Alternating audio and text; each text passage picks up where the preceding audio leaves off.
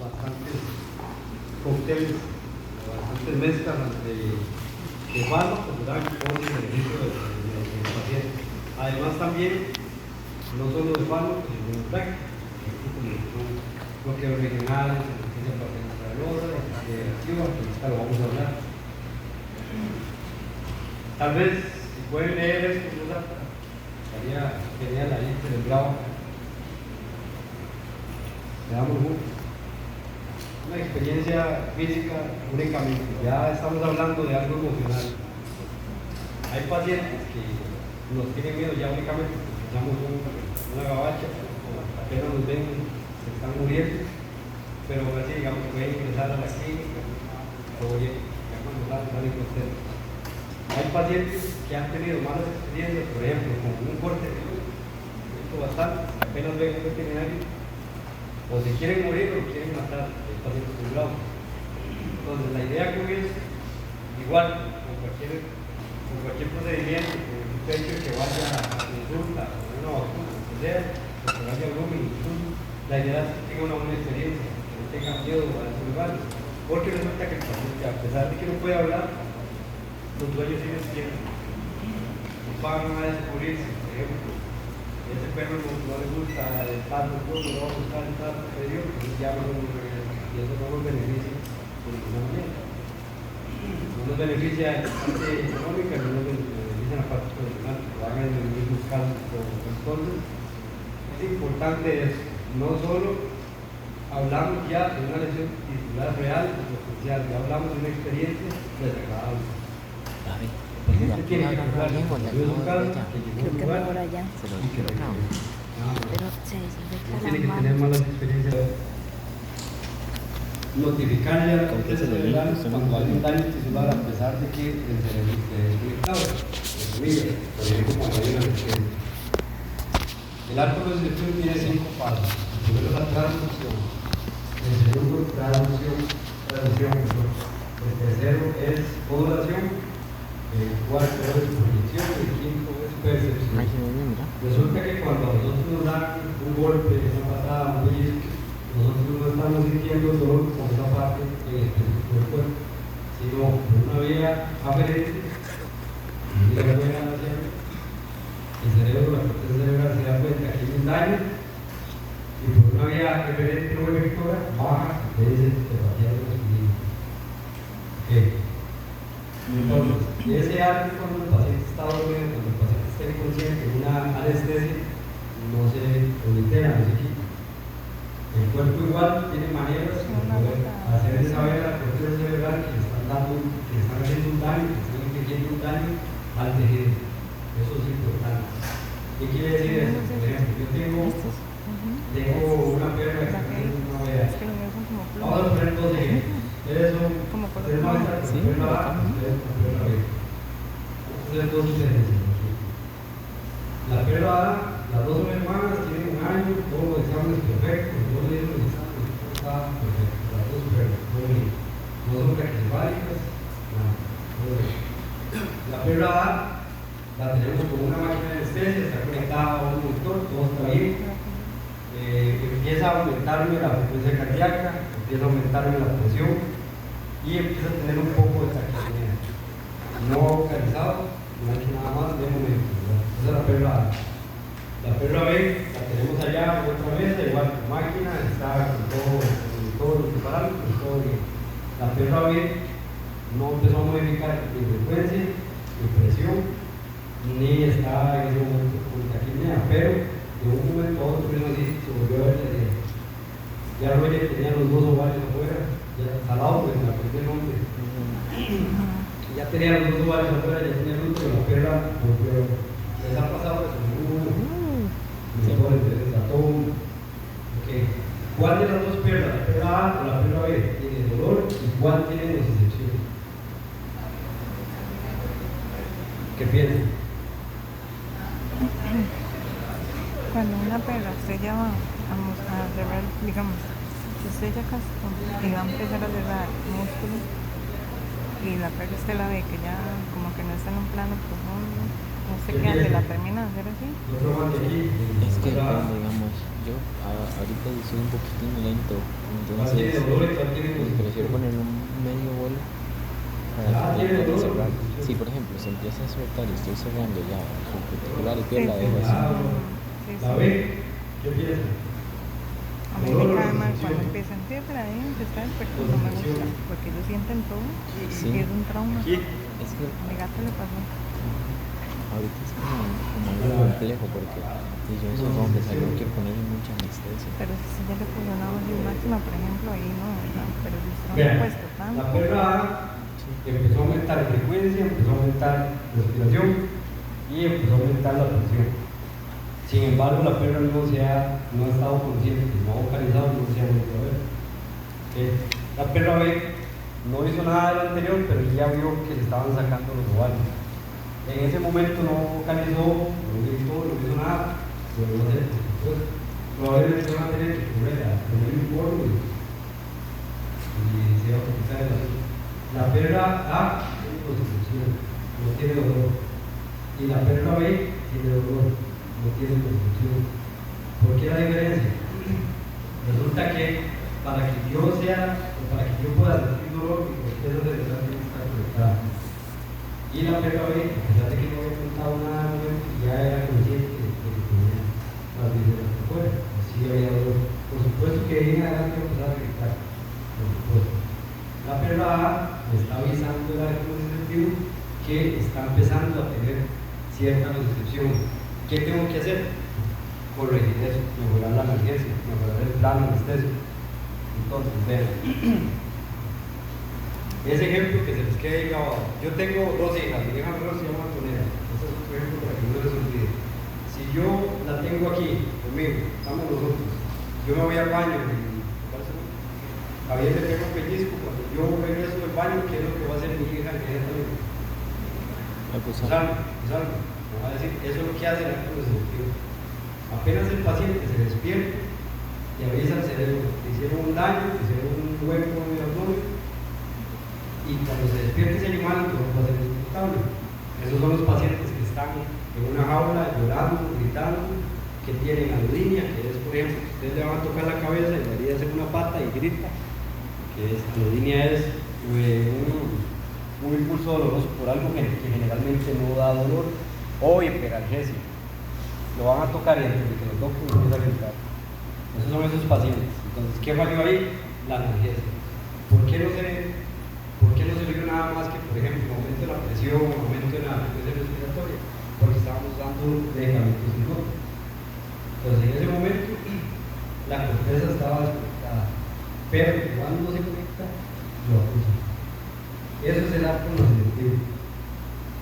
Ahora, obviamente la perra B iba a empezar a gritar después, ya iba a manifestar todo lo demás de dolor, iba a aumentar la frecuencia, iba a aumentar la presión y todo se iba a salir de control. El arco nos sirve, es muy importante, que nos ayuda, que nos permite modificar o ponerle obstáculos al dolor para que no llegue a la corteza cerebral y no se pueda percibir tan fácilmente. Entonces, por ejemplo, en la traducción, que es lo que estoy haciendo yo ahí, estoy cambiando de lenguaje, estoy traduciendo. De un estímulo químico, una herida, por ejemplo, punzante, una lesión en el tejido, pasa de un estímulo físico a un estímulo eléctrico. Hay una traducción, el sistema lo traduce, convierte en un estímulo eléctrico. Una vez que está convertido en un impulso eléctrico, lo que va a hacer es que va a subir por medio de la vía aferente, se va a transmitir. Ya estamos en la segunda grada, en la transmisión.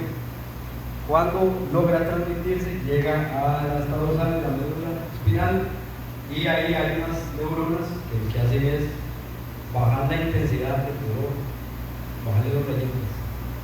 Ahí le dicen, o sea, te está golpeando, te está tocando la pata. Esas son neuronas que lo que hacen es tranquilizar o bajar o modular el dolor. Después se da la proyección para que finalmente el estímulo logre llegar a ser percibido por la corteza. En ese momento hay dolor. ¿Para qué nos funciona conocer eso? Resulta que nosotros podemos confundir el dolor o le podemos poner obstáculos para que no sea tan fácil que llegue a ser la corteza que sea percibido. ¿Cómo podemos hacerlo? Por ejemplo, traducción.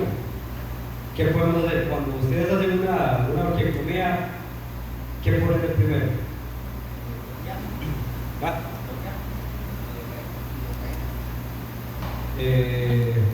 Ya pusieron una vía, digamos, ¿qué es lo que ponen después?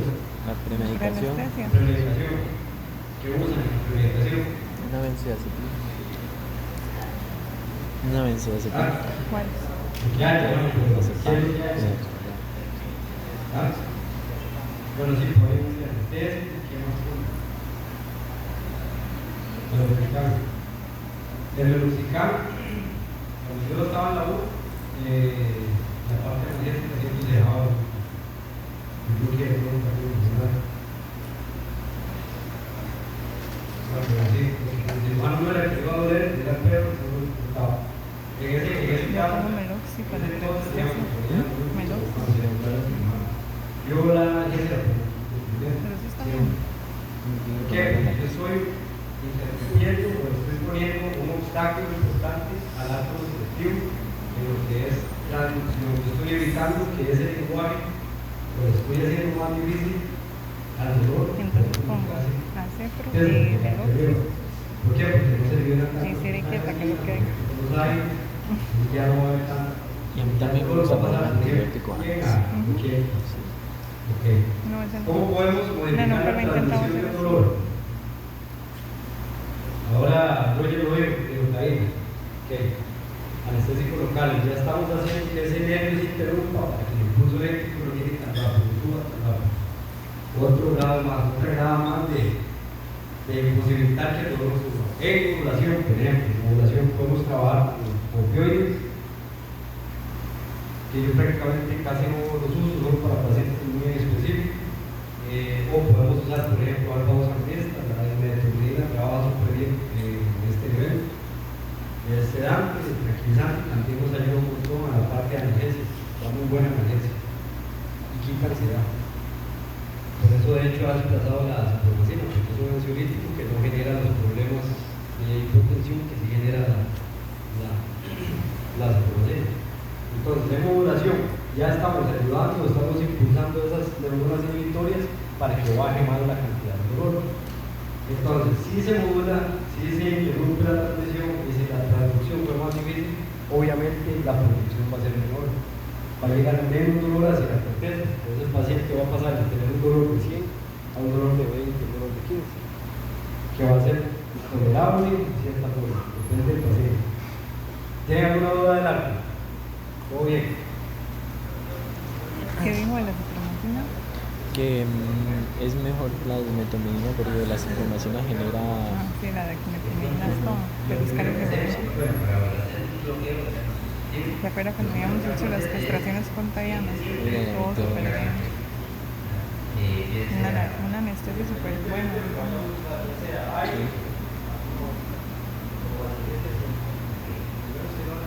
En segundo vamos a tener dos cosas. Colocar un anestésico y mostrar el lugar de dolor y anestesia local. Esto se realiza antes de ya colocar el producto y otra vez. Por ejemplo, ya está la vía que siempre tiene que estar, ¿verdad? El acceso ahí ya está tomada, está canalizado el paciente. Por ejemplo, se hace la anestesia, se pone, yo pongo así, por ejemplo, primero Hacia prueba de hipotensión. si el paciente no tiene problemas hepáticos, yo uso primero la lidocaína. Bueno, no me acuerdo si era hipotensión, es que él dijo algo, pero no estoy seguro qué fue. Para evitar o para disminuir, por ejemplo, lo que son bloqueos ventriculares de primer y segundo grado, lo uso también como un antiarrítmico, un protector cardíaco y me da cierto grado de analgesia y me da cierto grado muy ¿De qué bajito está hablando? de sedación de cuando hay, en algunos pacientes más marcados. Entonces, la lido también es obviamente un anestésico local. ¿Qué va a hacer a nivel del vaso? Lo va a quitar sensibilidad. Porque no sé si han notado que cuando uno pone el meloxicam y luego le quita la mano. Es porque el meloxicam arde.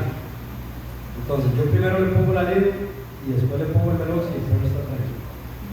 O se puede poner el meloxi subcutáneo, porque si ya está la vía, es maltratarlo. O sea, es sumando unos puntos en contra de la analgesia y de la buena experiencia del paciente.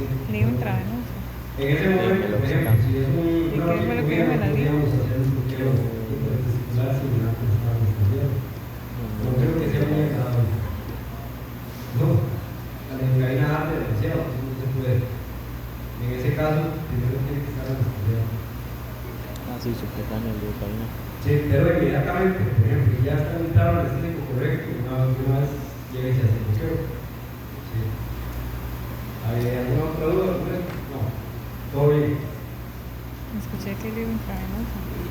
Vean, la anestesia multimodal, más que todo es una técnica, una combinación de métodos, de fármacos o de técnicas, con la cual uno lo que hace es que quita lo malo de cada fármaco, o lo malo, entre comillas, de cada técnica, y le brinda al paciente lo mejor de ellos, ¿verdad? Por ejemplo, la ketamina. ¿Cuál es la dosis de la ketamina como anestésico disociativo? Sí, creo que era bien. ¿Cuánto? No, pero sí. 5, ¿no? 5 está bajito. Sí. Digamos, la dosis sí va entre 5 y 10. 10 para que sea un anestésico disociativo. 10 miligramos, cuando se despiertan, están viendo al diablo. O sea, es un disociativo. El animal se despierta loquísimo. De hecho, han visto, les voy a poner un ejemplo. Ahí hay 2 jaulas y hay un gato y un perro. Los dos se anestesiaron con soletil. ¿Cuál de los dos se despierta mal? ¿Cuál? ¿El perro o el gato? ¿El perro o el gato? Pero, ¿Ah? Generalmente el perro. Sí, ¿por qué los perros metabolizan primero la tiretamina? No, que se las pan y después la tiretamina. Entonces se despiertan así, moviendo la cabeza, o a veces no gritan, pero se quedan como yendo al vacío. Los gatos se despiertan un poco más tranquilos porque primero metabolizan la tiretamina y después el pan. Y ahí hay una diferencia importante en medicina veterinaria, que todos los pacientes son diferentes, más entre especies. Ahí vamos, digamos que perdiéndolo, pero tenemos que tener más cuidado.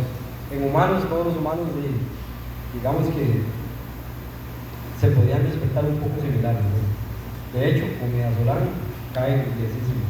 Si ustedes le ponen midazolam, por ejemplo, a un gato que esté bien, se convierte en el diablo, que tiene un efecto extrapiramidal, más bien se desinhibe, se convierte completamente.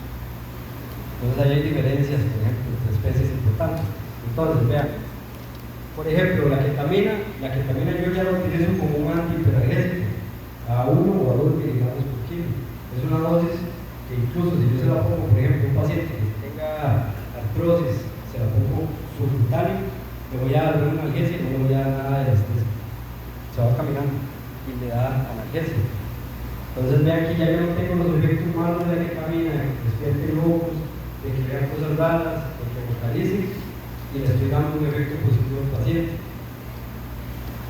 Ya va a estar libre de dolor con una dosis más baja. Entonces anestesia multimodal es eso. Usarlo. No hay tampoco tantísima diferencia en válvula, pero sí hay dosis. Ya para la vez vamos a hacer, por ejemplo, una anestesia con 2 fármacos, 3 fármacos, siempre que va un montón de cosas. Siempre van a Júpiter. Entonces es tomar lo mejor de cada droga o cada técnica, ¿verdad? Algunos mitos, bueno, que la ketamina se usa solo como un anestésico disociativo, la ketamina es un excelente analgésico y un antihiperalgésico. Antihiperalgésico lo que hace es disminuir la cantidad de violencia que puede percibir el animal. Actúa sobre los receptores NMDA, que son los que permiten que un glutamato deje pasar el dolor, que es el neurotransmisor más rápido para el dolor. Porque el dolor tiene que ser rápido, el dolor no es malo, el dolor es un mecanismo de defensa que de hecho hoy tiene aquí ya evolucionado. Si no hubiera dolor, si a uno no le duele, si le sale un hueso, de no le duele, pues se muere. Entonces el dolor es un aviso al cerebro para que vaya a corregir algo, para que vaya al doctor porque algo está mal. Las infusiones son solo para pacientes graves. Hay muchísimos pacientes que deben de beneficiar de infusiones, aunque sea para algo que uno diría, esto no le ha dolido al 90% de los pacientes, pero a veces sí. Entonces hay que hacer algo para poder corregirlo. Y el isoflurano y el propofol dan analgesia, como ahora bien lo dijeron ustedes, no dan analgesia, son hipnóticos nada más. Ya sea isoflurano o desflurano, cualquiera de ustedes. o el alutano, que antes se usaba antes, que ya no se utiliza. Bueno, hay diferentes técnicas, ¿verdad? De anestesia, regional, infusiones. Ahorita vamos a hablar de algunas cosas de bloqueos diferentes. Ahí me dijo el profe que íbamos a hacer bloqueos en escala, epidural. Yo les voy a hablar ahora de los bloqueos ahí interfaciales, son interesantes, bastante útiles. Vamos a ver primero lo que son infusiones analgésicas. Las han utilizado más o menos una vez que utilizaron.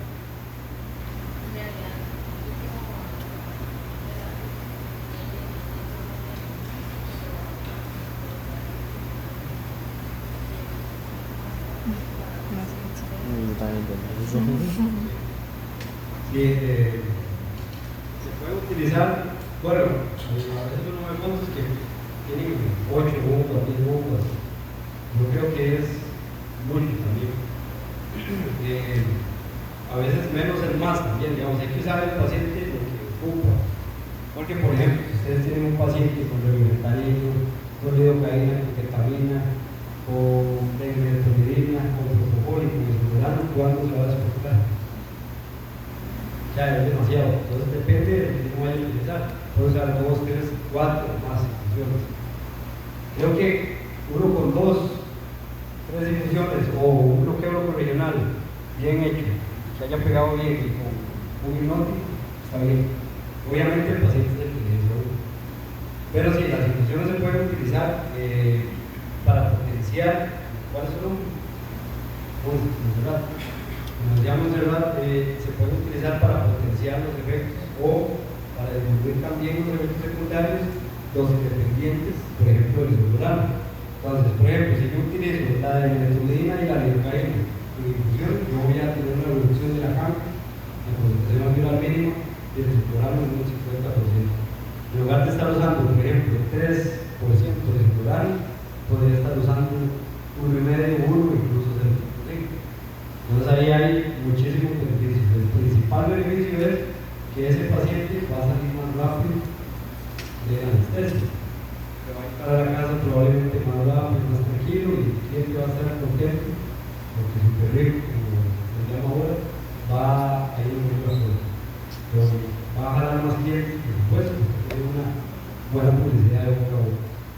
Si yo tengo que utilizar solamente, si solo utilizo un plano pensando en la máquina de anestesia, ya voy a solucionar todo, voy a tener que usar porcentajes muy altos de sobrano, voy a tener que usar, por ejemplo, 3, 3,5, 4, que es demasiado, voy a tener pacientes hipotensos, voy a tener apneas y voy a tener pacientes que va a costar demasiado que se despierten. Entonces eso es un problema. No vale tener. Otro gran problema es que se va a aumentar el gasto. Entonces no va a ser rentable hacer ustedes. Entonces ustedes son sus propios patrones, van a decir no me está sirviendo a esta máquina, es carísimo. Y si trabajan para alguien, más rápido, van a decir no voy a hacer eso, no pónganlo en el es más barato. Entonces, bueno, las infusiones se parece como hacer algo así, un mezcla de varas, pero sí funcionan bastante bien. Vean, ¿por qué razón las utilizamos? Las utilizamos, como decíamos ahorita, para poder bajar la concentración de los fármacos inhalados que damos o para poder bajar la cantidad de fármacos que estamos utilizando que van a generarle problemas al paciente. No vamos a comprar, vamos a conseguir tampoco fármacos mágicos ni perfectos, no hay. Todos los fármacos tienen efectos secundarios y todos los fármacos tienen sus pros y sus contras. Tampoco se puede uno como casar con un solo fármaco, uno tiene que tener varias, puede hacer una combinación de los que uno va ocupando, porque todos van a tener cierta ventaja. Vamos a ver este ejemplo. Aquí lo que teníamos era, o sea, unas conclusiones de ayer. Sí, esta era una perra, una volumen, una américa, una uña, una cesárea. La anestesia cesárea es complicadilla, ¿no? Pero sí es diferente, porque no se puede usar muchos fármacos, porque todos llegan a los cachorros. Entonces, por ejemplo, ahí vamos a ver que hay varias infusiones que están trabajando al inicio, por ejemplo, se premedicó con propanol, lidocaína y meloxicam. Eso fue lo primero. Primero el nido y después melox. 5 minutos después el propanol. Se indujo únicamente con propofol. Yo el propofol puso dosis muy baja, 2 miligramos por kilo. Si el paciente ocupa más, un poco más, y si no, todo bien. El 90% de los pacientes con 2 miligramos caen. Y la dosis es de 2 a 6. Entonces ya yo ahí estoy reduciendo un montón el tiempo y las apneas, por ejemplo, de los pacientes y la hipertensión. Porque si ustedes pasan el protocolo rápido, van a tener apnea inmediata y van a tener hipotensión.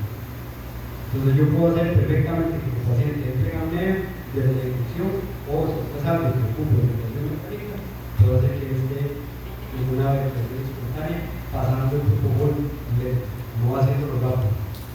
En ese caso, bueno, la perra se indujo, se conectó a la máquina y se mantuvo con isoflurano y con remifentanil, que es un opioide que tiene una particularidad importante, y es que el metabolismo de esa droga se da por esterasas plasmáticas, no se da por hígado, no se elimina por ningún. Se hace un metabolismo por esterasas plasmáticas. En el momento que yo quito la difusión, deja de hacer efecto, 2 minutos, 3 minutos. Y los cachorros, a pesar de que son inmaduros, pues sí tienen la capacidad de metabolizar también esto de esterasas plasmáticas. Entonces, inmediatamente se sacan los cachorros, y ahí sí, ya ahí tengo que darle una buena analgesia un poco más fuerte a la perra. Entonces yo ahí usé una infusión con metformina, tenía el bebé, tenía el isoflurano, y en un momento tuve que usar lo de epinefrina porque la presión cayó un poco. Y la primera bomba que sale ahí es solución salida. Vean, ahí está todo el monitoreo, acá arriba está solución salina, el y la tercera es la bomba de epinefrina que está pausada, y la de abajo es la de. Entonces, por ejemplo, en este caso estamos haciendo una piba, anestesia parcial para el uso.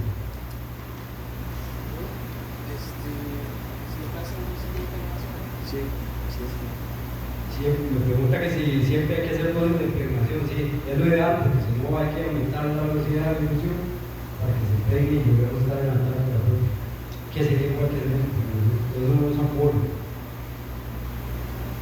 Por ejemplo, el único que no se hace es con el fentanil. Eso no se usa polvo. De hecho, no se puede, si no le pasa un polvo, se murió. Entonces se genera mucha hipotensión y muy fuerte, medicamentos muy potentes. Infusiones continuas. Bueno, se habla de CRI, es la producción en inglés, tasa de infusión continua. Sí se necesita usar polvos de impregnación. Lo que hace uno generalmente, bueno, yo voy a trabajar ese paciente con tal y tal fármaco. Entonces, desde la premedicación, yo ya lo doy. Pero digamos, si un polo de impregnación no se tiene una pregunta en eso, se le puede hacer, digamos, una prueba de eso. Digamos, si Pánico. digamos, si usted coloca dosis de impregnación, se le coloca la CRI, se quiere erradicar. No, generalmente, bueno, con la metformina tiene un efecto bifásico, como todos los argótonistas. Lo primero que hace es que va a producir una vasoconstricción periférica. El paciente se va a poner pálido, depende de la dosis. Produce una vasoconstricción periférica. Toda esa sangre que se va de ahí, de la parte periférica, obviamente tiene que ir para una parte, se va para compartimentos centrales, no se va para los grandes vasos. Cuando pasa esto, el vasoreceptor que está en la carótida, el aorta, perdón, lo que va a hacer es que va a detectar que hay un aumento de presión, entonces lo que hace es producir una bradicardia refleja, pero hay hipertensión, no hay hipertensión. La DECME, la metformina, la silacina, todos los alfa-2 son hipertensores y bradicárnicos hipertensores. Si hay una hipotensión, algo está pasando más. Con DECME uno lo que siempre va a ver es una bradicardia, que es un efecto de vaso. En los primeros 20 minutos hay vasoconstricción, bradicardia muy marcada, hipertensión. De los siguientes 20 minutos en adelante, generalmente se corrige la bradicardia, la presión se regula y el paciente va bien. En algunos casos no. Pero sí, obviamente, si yo estoy viendo, por ejemplo, que el paciente está hipotenso, yo le bajaría, por ejemplo, a los ritalina un poco, o al albenado. O tal vez bajar la dosis que tiene, ¿no? Si está a 2. Sí, se baja la tasa de infusión. Esa es la ventaja, por ejemplo, uno podría hacer infusiones, de hecho se hace, podría hacer infusiones en una bolsa de suero que se podría preparar, no es tan difícil, uno puede preparar, por ejemplo, de meningiota o morfina meningiota. ¿Cuál es el problema? ¿Cuál es el inconveniente? ¿Por qué no me gusta usarlo así? Porque, por ejemplo, en ese caso que decía Javier, ¿verdad? En el caso que decía Javier, si tenemos un paciente que tiene una hipotensión, yo sé que probablemente el fármaco que le esté generando hipotensión es una MLK de la morfina. Entonces yo lo único que ocupo bajar de la morfina, no ocupo bajar ni la nido ni la queta. Pero si yo no tengo una bolsa, si bajo la morfina, bajo un poco. Entonces yo, de lo personal, no quiero hacer las infusiones. Ahora ahí obviamente que tiene bombas, pero si no hay bombas, no podría hacer una bolsa. El inconveniente es ese, que vas a tener que, al disminuir uno, va a caer en los fármacos. Entonces uno podría hacer así. La otra cosa es que también, si haces por ejemplo una bolsa de 1 litro, la puedes guardar, pero no la puedes guardar demasiado tiempo en la red. Ya se llega a inactivar. Entonces sería muy complicado, pero uno la podría hacer en bolsas también. Bueno, entonces se da un molo de impregnación y luego de esto se da una dosis que nos permita mantenernos en una ventana terapéutica. Eso, por ejemplo, es muy diferente a estar dando bonos. ¿Qué pasa cuando uno tiene que estar dando bonos a un paciente? Digamos, la perra a veces estaba despertando, le mandamos un bolo, cae, pero llega un momento que cae demasiado. Más si se hace la carrera, si no se calcula bien, se mete muy rápido. Entonces puede tener una apnea, por ejemplo, entonces ya se sobrepasó, está en una sobredosis. O puede tener una hipotensión. Con las infusiones la idea es mantenerse en una ventana terapéutica en la cual estemos a una dosis correcta para tener una buena analgesia y no llegar a una sobredosis. Esa es la infusión. Ahora, el secreto de las infusiones es básicamente hacerlas siempre de la misma manera. Si ustedes trabajan en un hospital y hay 5 doctores y los 5 doctores hacen las infusiones de diferente manera, en algún momento alguno va a tener la mala suerte que va a pasar algo, porque ya está acostumbrado a usar una concentración de tal fármaco, tanto digamos promedio, más sin la rotura, que no se podría pasar un medicamento que no está regulado, y a veces pasa. Entonces, si uno hace las infusiones siempre de la misma manera, la cantidad de errores que pueden pasar van a disminuir.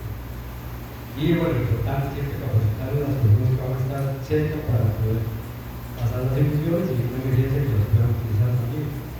Entonces, la analgesia en este tiempo continual, para recapitular, se trata de utilizar fármacos y técnicas en conjunto para llegar a un bien común y reducir las cosas malas de los fármacos. Más fármacos, pero dosis más bajas. Y ya las monoterapias están obsoletas, ya no se puede. ¿Para qué vamos a utilizar los pacientes con dolores agudos, internados, cirugías? Podríamos hablar también de pacientes con dolores crónicos, aunque ahorita se podría tal vez para cadera, por ejemplo, hacer un bloqueo de la cápsula articular para quitar el dolor durante 3 o 4 meses. Yo de hecho le hice uno a mi perra, tiene 16 años y ya está mala de la cadera y me hice un bloqueo 2 o 3 meses y vamos a ver todo el dolor. Entonces uno podría también utilizar, pero podría usar, por ejemplo, una infusión para esos pacientes. En el caso de pacientes que tengan daño renal, en el caso de las infusiones, pues obviamente se utilizan dosis muy bajas. No hay ningún problema, o en ese caso habría que proceder a cambiar los fármacos pensando en el daño. Por ejemplo, digamos que tenemos un paciente que va para una esplenectomía y es un paciente renal. Entonces ya yo sé, por ejemplo, que yo no, o que padece de hígado también, que tiene problemas hepáticos, yo ya no utilizaría, por ejemplo, la libre. Eso, ya yo no utilizaría ketamina, tal vez, depende. Ya podría usar otros fármacos, digamos como fentanilo, por ejemplo, que no se metaboliza a nivel hepático, que no se elimina igual. Y en el caso de hacerlo con inhalatorio, ¿utilizarías el isoflurano nada más como para mantenerlo o realmente ni lo usaría? No, sí, sí se puede usar, porque la ventaja del isoflurano de los anestésicos inhalatorios es que sí, hay cierto metabolismo hepático, pero también mucho de respiratorio. Y esa es una de las ventajas. Entonces sí se podría usar. Hay algunas recomendaciones para tener en cuenta cómo vamos a usar el medicamento. Siempre debe que si no hay bombas hay que hacer bolsas. Ahora podemos usar bolsas de 100 mililitros, de 500, hay muchas opciones. Ya digamos, tal vez usar una infusión en una bolsa de 5 litros ya sí es demasiado. Me da para perros, gatos. Ver qué línea de conexión de jeringa al paciente estamos utilizando. Hay unas líneas que son muy gruesas, consumen como 9 ml, hay otras que consumen 2, 3 como 1 ml. Es importante. Ver qué jeringa vamos a utilizar. Los percusores o las bombas de infusión de jeringa pueden manejar jeringas de 3 ml hasta 50. Lo que pasa es que imagínense que usamos una de 3, la línea consuma 9, ya la infusión no llega al paciente. Entonces es importante. Ver qué procedimiento vamos a realizar y cuál infusión vamos a utilizar también.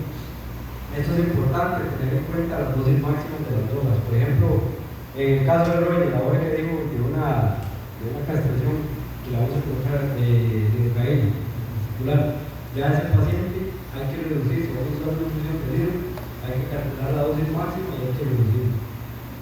Porque aunque se esté poniendo un tejido localizado, hay absorción. Esto es importante, vean, cuando uno hace infusiones, obviamente va a utilizar un medio líquido que se le suelo, ¿verdad?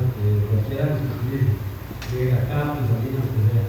Uno tiene que calcular cuál es la dosis de fluidos en anestesia, que generalmente van a dar 3 ml por kilo por hora para pacientes pequeños, pesos pequeños o gatos, y 5 mililitros por kilo por hora para pacientes grandes.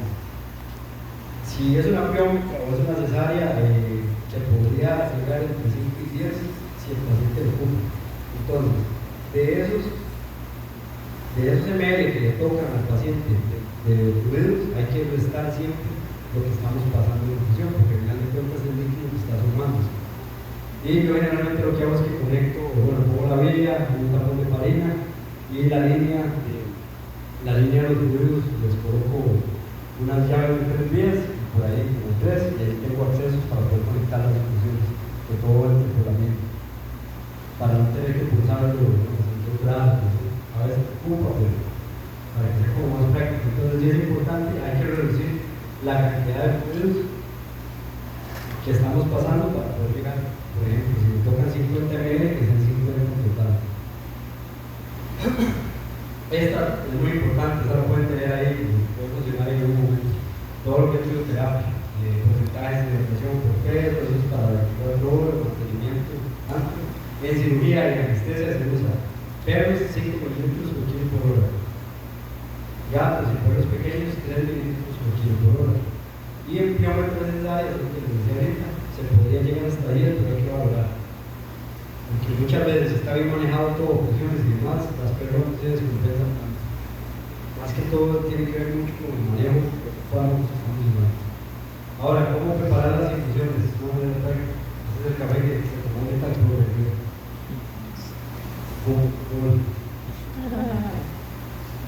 Ya, hay muchas maneras.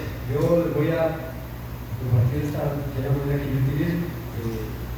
Yo la hallo bastante práctica, más porque así es como la hago siempre. Al hacerla, como decía ahorita, de alguna manera siempre vivimos con el riesgo de que vayamos a equivocarnos. Ahora, como todo en la vida, puede ser para los ventajas. O sea, si no hay muchos procedimientos, pues, y se hacen jeringas muy grandes, hay que desecharlos.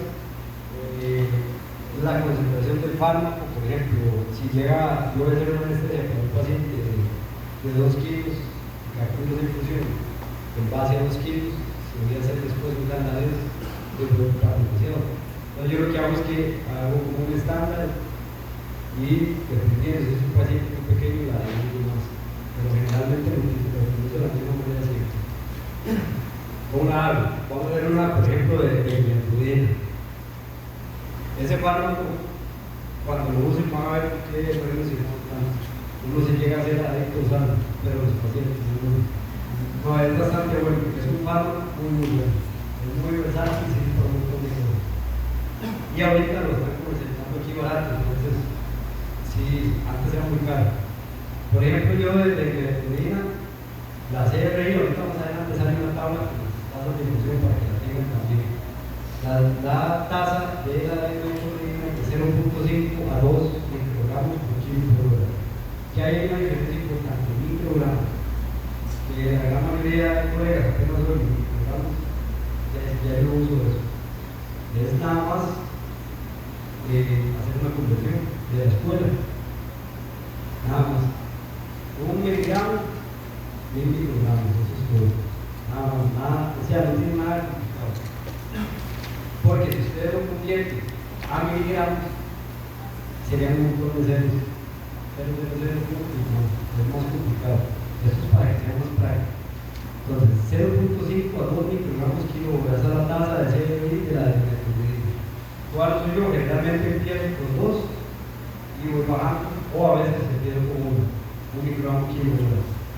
Entonces, yo tomo 1 miligramo de desmetilidad que viene a 500 microgramos por ml y lo digo yo en 49 mililitros de eso lo litro. Entonces ahí ustedes hacen dividiendo 500 entre 50 que me da 10. Nosotros no somos muy buenos matemáticos, pero tenemos que hacerlo. A veces piensa uno que en veterinaria no usa la matemática, pero la usa demasiado para todo. La regla de 3 es lo que deberían ya nos enseñado por lugar de docentes y todas esas cosas. Eso es el día a día. Aquí, entonces, 1 ml de comida son 500 microgramos que yo estoy metiendo en una jeringa que lo estoy diluyendo en 50 mililitros. Entonces quiere decir que ya cambié mi concentración de 500 microgramos en ml a 10 microgramos en 1 ml.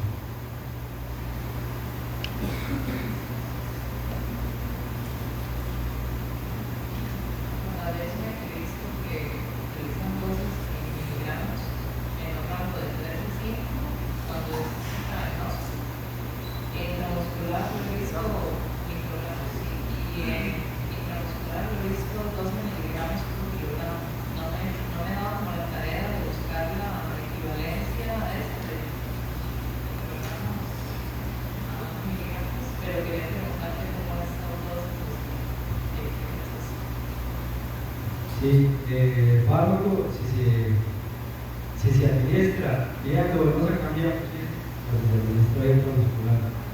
Yo prefiero usarlo endovenoso por dos razones. Primero, usamos menos fármaco, entonces es menos efecto secundario.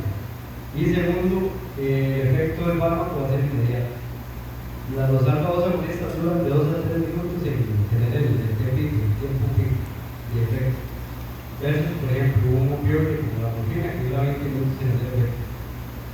Aunque lo pongan endovenoso, va a durar en hacer efecto. Y si lo ponen endovenoso, ya tiene un vasodilatación por elevación de estamina. Pero, por ejemplo, el ADN, si uno la usa endovenoso, el efecto es 2 a 3 minutos. Y ya tenemos el paciente atarchado completamente. Ya bien drogado. Ahora, hay pacientes en los que no se puede poner la bien. Más que todo, por ejemplo, bueno, el gato, por ejemplo, yo hago siempre 2 intentos, no hago de poner la vida.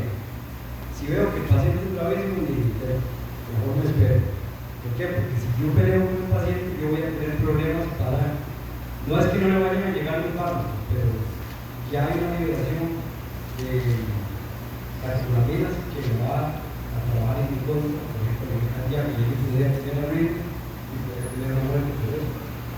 Y también, por ejemplo, una cosa de médico, o plasticina, delfina, si hay una liberación ya de norepinefrina elevada, no va a funcionar igual. ¿Por qué? Porque hasta que se degrade esa norepinefrina va a empezar a hacer efecto, porque son alfa-2 adrenérgicos, tienen esa afinidad por los alfa-2. Entonces, si el paciente es bravo, si el paciente no se deja poner la bien, yo lo pongo intramuscular. Ahora la dosis se cambia. Por ejemplo, si es intramuscular, yo uso generalmente 2 microgramos por kilo, es una gota. Si es intramuscular y es un paciente muy bravo, por ejemplo, un gato, les pega muchísimo microgramos por kilo. Entonces yo pongo 0.2 kilo de colesterol y 10 microgramos por kilo de dengue. Ahí se pone.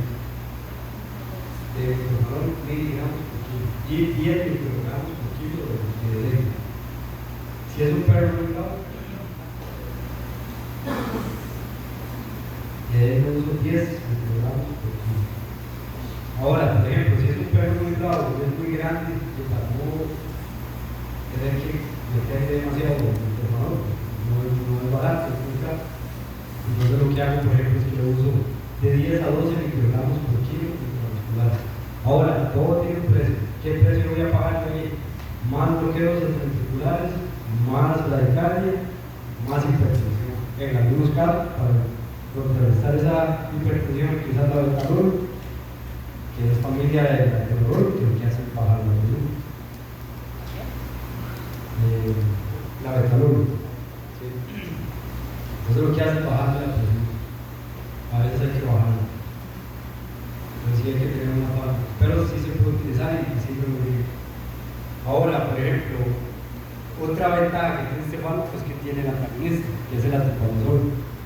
Si yo veo que el paciente está muy planchado, uno le podría poner y ya hay reversión. Ahora, la reversión lo que va a hacer es quitar por completo el efecto de la droga. Entonces la parte analgésica ya se fue. Entonces yo casi nunca lo olvido con los pacientes.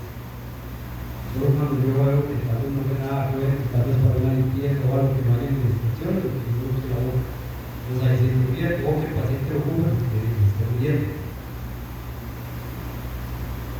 Entonces, por ejemplo, con esta infusión, bueno, teníamos 10 microgramos en un ml. Entonces ahí, igual, por ejemplo, si es un paciente, háganlo ahí en la calculadora. Entonces, vean, un paciente que pesa 10 kilos, digamos que le vamos a usar una CRI de 2 microgramos por kilo por hora.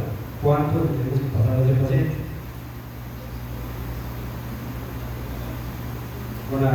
Ya con la, yo ustedes hicieron una división, agarrar un ml de dengue a 500 microgramos por ml, tiene una dengue de 50 y completar con 49 de salida. ¿Cuánto tiene que pasar ese paciente? A una tasa de infusión de 1 microgramo por kilo.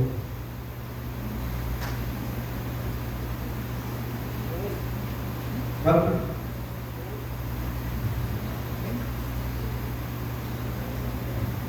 Bueno, acuérdense que todo tiene que ser la misma unidad, ¿verdad?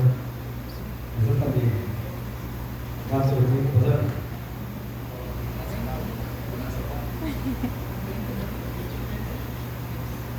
¿Qué? Esa es otra, ¿verdad? Vamos unidades.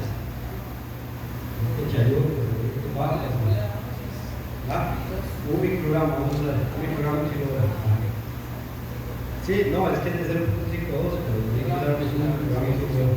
Esa es la tasa, un microgramo por kilo por hora. Pesa 10 kilos.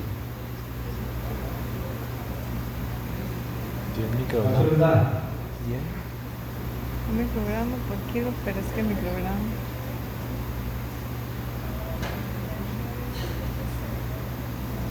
A veces los cálculos de las infusiones, más cuando uno está haciendo una infusión, por ejemplo, en una bolsa, dándole los altísimos, y es microgramos, y uno le da como miedo, y dice, no, demasiado, pero es un microgramo. Entonces, ahí hay que tener confianza. ¿De 10?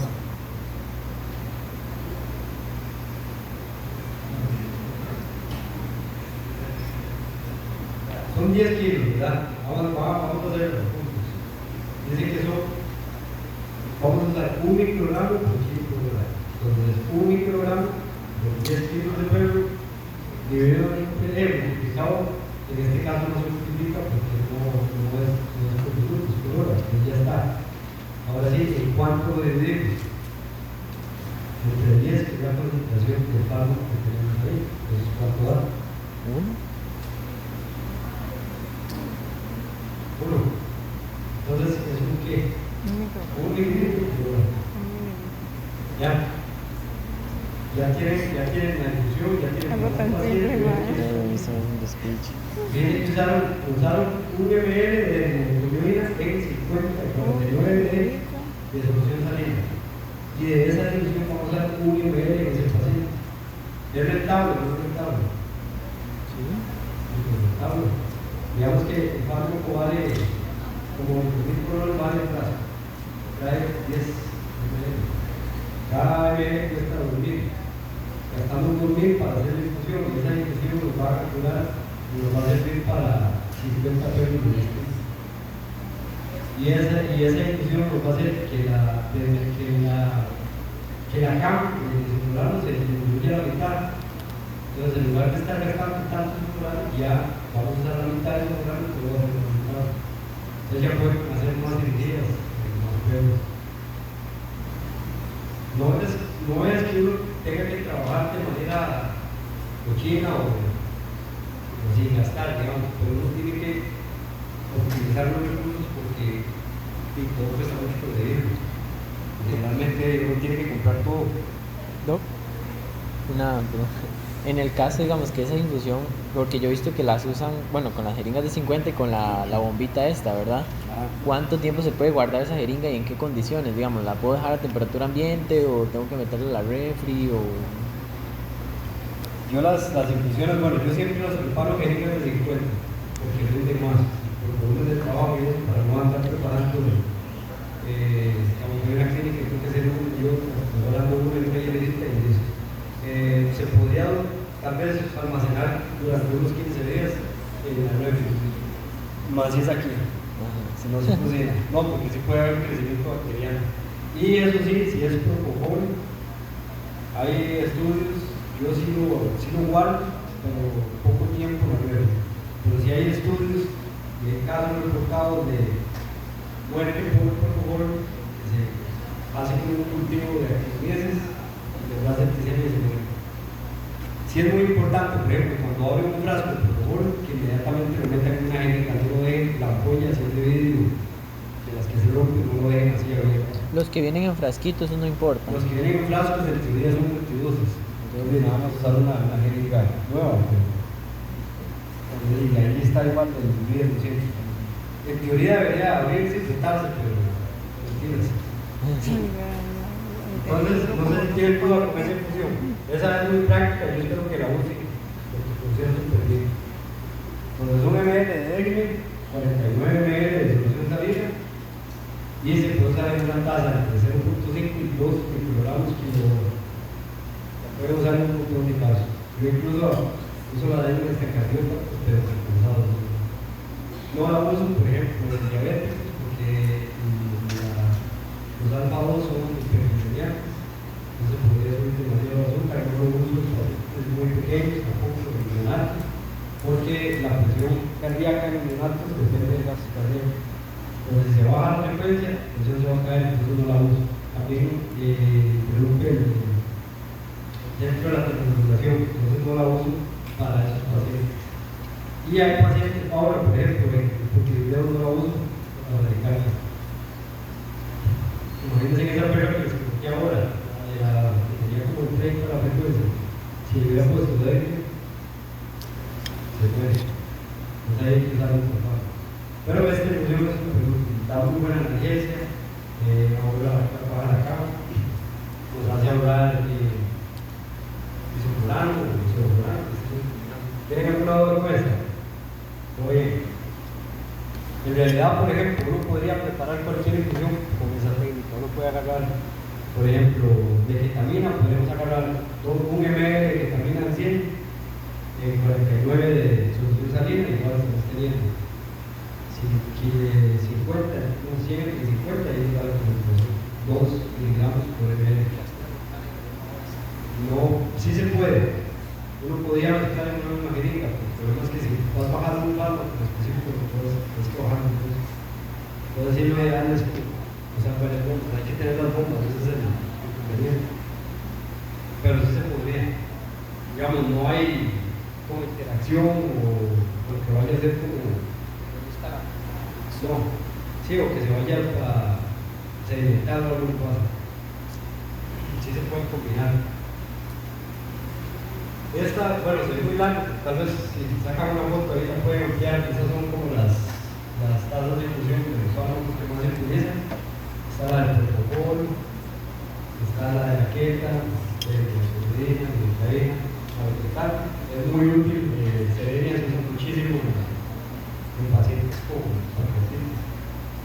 Nada más que si eso es infusión en casa, entonces hay que consultarle a los hospitales, a morfina, metadona, cualquiera de esas. Vamos a hacer un ejercicio para que entiendan. Vamos a ver, esa lleva una trampilla, entonces para que estén atentos. Vamos a hacer una infusión del propofol para un paciente que pesa 13 kilos y medio. La tasa de infusión que vamos a usar es de 0.25 miligramos por kilo por minuto. 13 kilos y medio, 0.25 miligramos por kilo por minuto. Y la concentración del propofol está como 10 miligramos por ml. ¿Cuánto les da?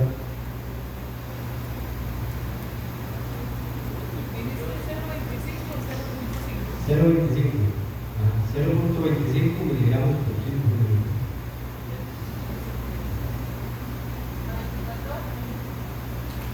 No, por hora. Eso es por minuto la tasa. Ve que dice 0.25 miligramos por kilo por minuto.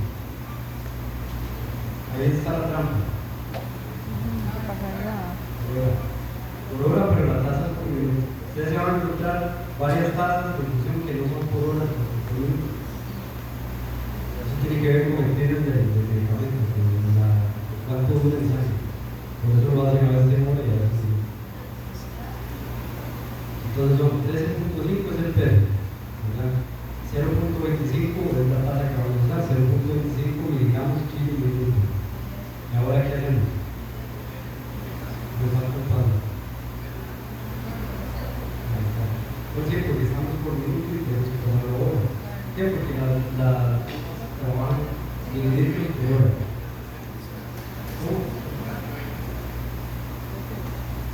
¿Cuántos? Yo conozco los datos. Ahora con eso quiere decir, vea, hay un dato importante. Ojalá que nunca se acostumbren ustedes a decir, eso es seguro por cada 10. En anestesia no se puede hacer eso. Y yo lo hacía antes, cuando yo hacía anestesia, así, ya que hacía un caballo de campo, y yo contaba por cada 10. Yo calculaba las dosis que están por ahí. Ahora las dosis que vienen son parámetros de tanto a tanto. Creo. Sí, Sí. Esto lo saqué normal, digamos 0.5 por 13.5. Lo dividí entre 0.25 y lo multipliqué por 60. Cuando cambie la concentración del producto, Pero entonces es por hora o por minuto. Esto ya es por hora. Ahora hay que sacar por minuto, ¿eh? eso lo ocuparía un paciente de 13.5 Por 60. kilos para una hora de propofol, 20.25. Que no entendí. Ahora, con el loco, por ejemplo, uno empieza a valorar si hay una disminución en la presión, cuál es el plano anestésico de ese paciente, entonces ahí empieza uno a bajar la cantidad. ¿Por qué? Porque estamos trabajando en el medio de 0.25. Podríamos bajar a 0.1 o podríamos subir incluso a 0.5. El propofol si no se diluye, el propofol se pasa al culo porque viene muy diluido. Entendí. ¿Tienen alguna duda con Una eso? copa. No, oye. ¿Qué?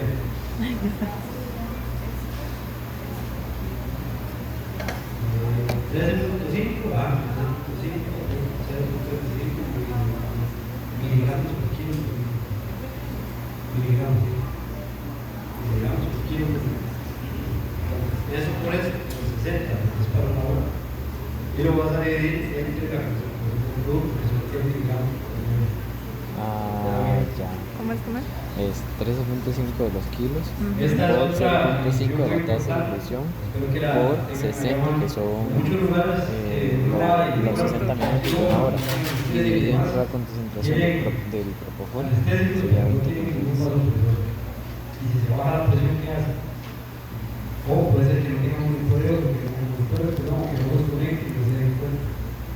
Entonces, a veces, yo no sé si ustedes han escuchado eso, yo tengo 20 años, 20 años de estar haciendo cirugía, porque nunca me ha pasado nada. Nunca me ha pasado nada ahí, pero esos pacientes se dañan. El peso del animal. O se en casa y ellos pueden. Casa, hacían. Si no se pudieran Tasa de infusión. Pero la Tepris, por ejemplo, la vitamina sí hay que tener, por lo menos un adrenalina hay que tener también.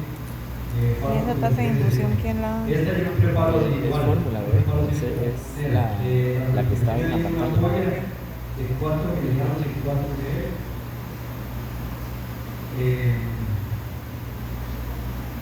Entonces lo que hago es que se destroza así. ¿Y el propofol dónde lo tiene?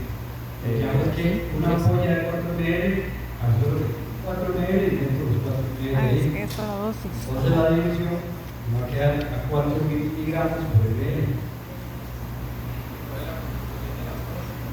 La ampolla son. Dice que hay 4 miligramos. Entonces ahí por eso nos quedan 4 microgramos por ml. Dosis inicial, vean, cuando tenga una hipotensión así, cara de severa, yo tendría que decir que 0.1 microgramos por kilo por minuto. Digamos que tienen un paciente de 40 kilos. ¿Cuánto les daría? Ahí tienen todos los datos. Pesa 40 kilos, vamos a usar una tasa de 0.1 microgramos por kilo por minuto. ¿Cuánto tendría que pensar el paciente?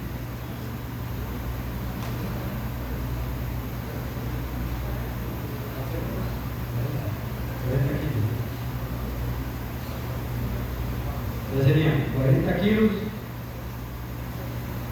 0.1 microgramos por 40. ¿Okay? 0.1 microgramos por 40. Eso lo vamos a multiplicar por 60, porque podemos ponerle a la bomba que vaya a pasar el fármaco de tantos mililitros por hora. Vamos a usar 0.1 microgramos por kilo. 40 por 0.1 por 60 y lo dividimos entre 4. De 4, ¿sí? Que es la concentración de la división que tenemos ahí. ¿Cuánto da? 60.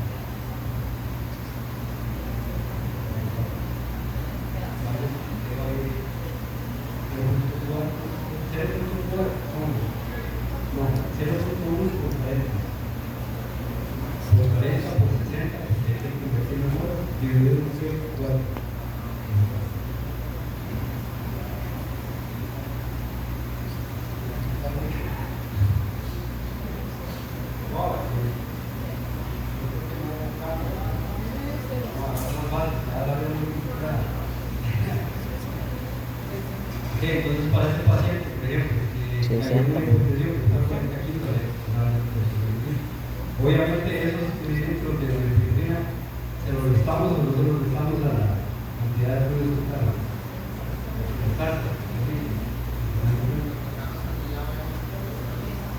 Cuando ya se estabiliza, digamos, bajamos unos 15 minutos. Cuando el paciente ya se ha estabilizado, lo que hacemos es que empezamos a bajar a la en lugar de 40, pasamos 20.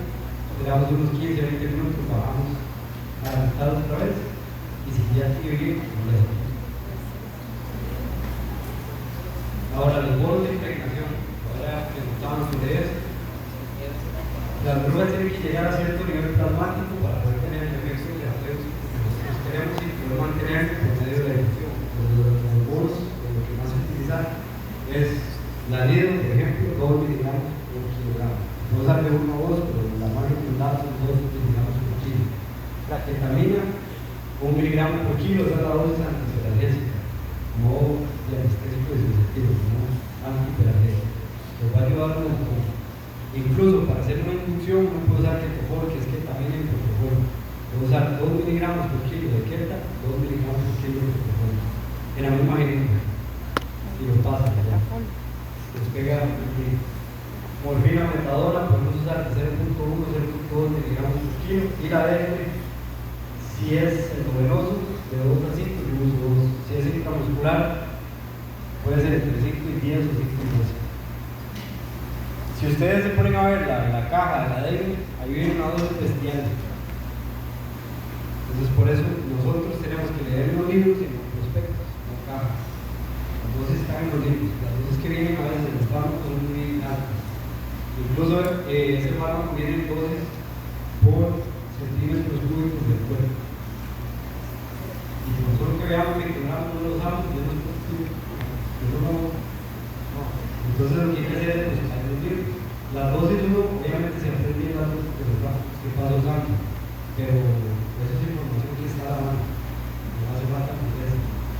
nada más tiene que saber cómo buscarlo. Antes hacía información y si no, no, o sea, el cerebro tiene un límite también. Pero es mejor aprender a hacer otras cosas que si hay que saber de memoria, ya es como, aquí estamos bien. Igual, los libros no se aprende ciertas cosas, que no se usa casi siempre. Bueno, ¿cuándo podemos dar infusiones? Dolores agudos, en pacientes internados, pancreatitis, dolores abdominales, quirúrgicos, postquirúrgicos. Ahorita, por ejemplo, pancreatitis, que es lo más recomendable, el paciente coma no va a producir. Cuando yo salí de la U, ¿qué era lo que se recomendaba? Cuando yo salí de la U, que lo como. Ahora no, ahora se usa que como. Y como un paciente con pancreatitis, si no le duele la tos. Y eso puede lograr con una infusión de lidocaína. Siempre de lidocaína que vemos todos los días ahí le da importancia.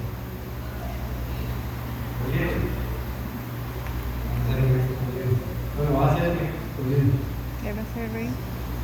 conocido decir la tasa del 25 a 100. Es como una tasa de infusión.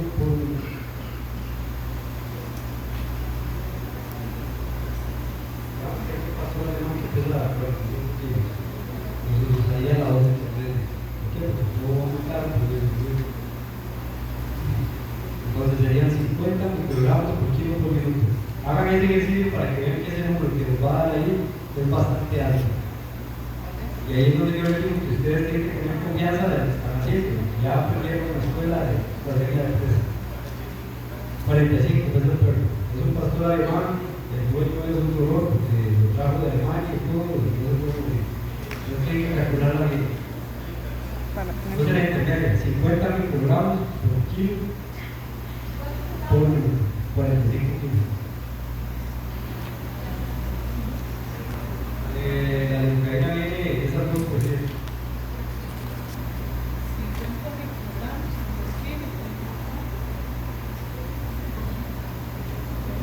Eso es lo que se van a tratar de pensar. Como dicen acá, es más, hay varios que dicen tanto 100 ml, tanto de 130. dicen que el perro pesaba 45 kilos. La dosis que vamos a usar son 50 microgramos por kilo por minuto. ¿Verdad? Por minuto.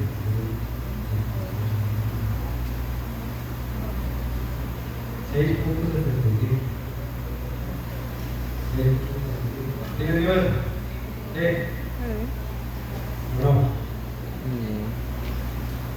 ¿Qué dice? Pues yo no le dio. O se salvó el perro de la actuación, pero se murió de ahí para.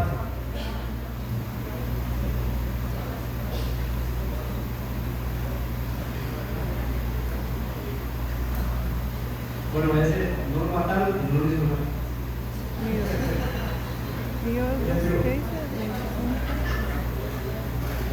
Hay que hacer una conversión, ahí hay que hacer dos conversiones. Primero, unidad de tiempo y segundo, unidad de fármaco.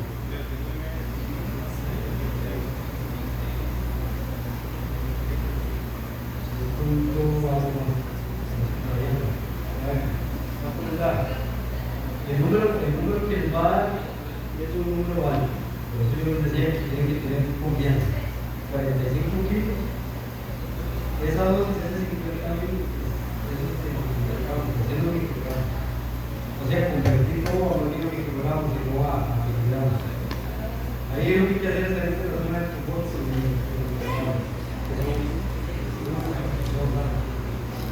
Menos antes que haya un paso por miligramos por unidades internacionales.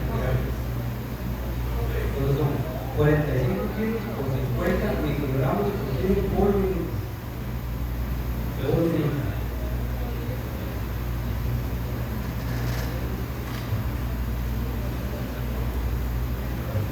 Ya se salvó. ¿Qué?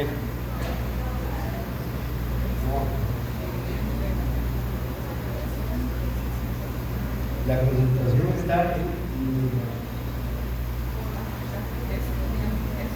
y la tasa.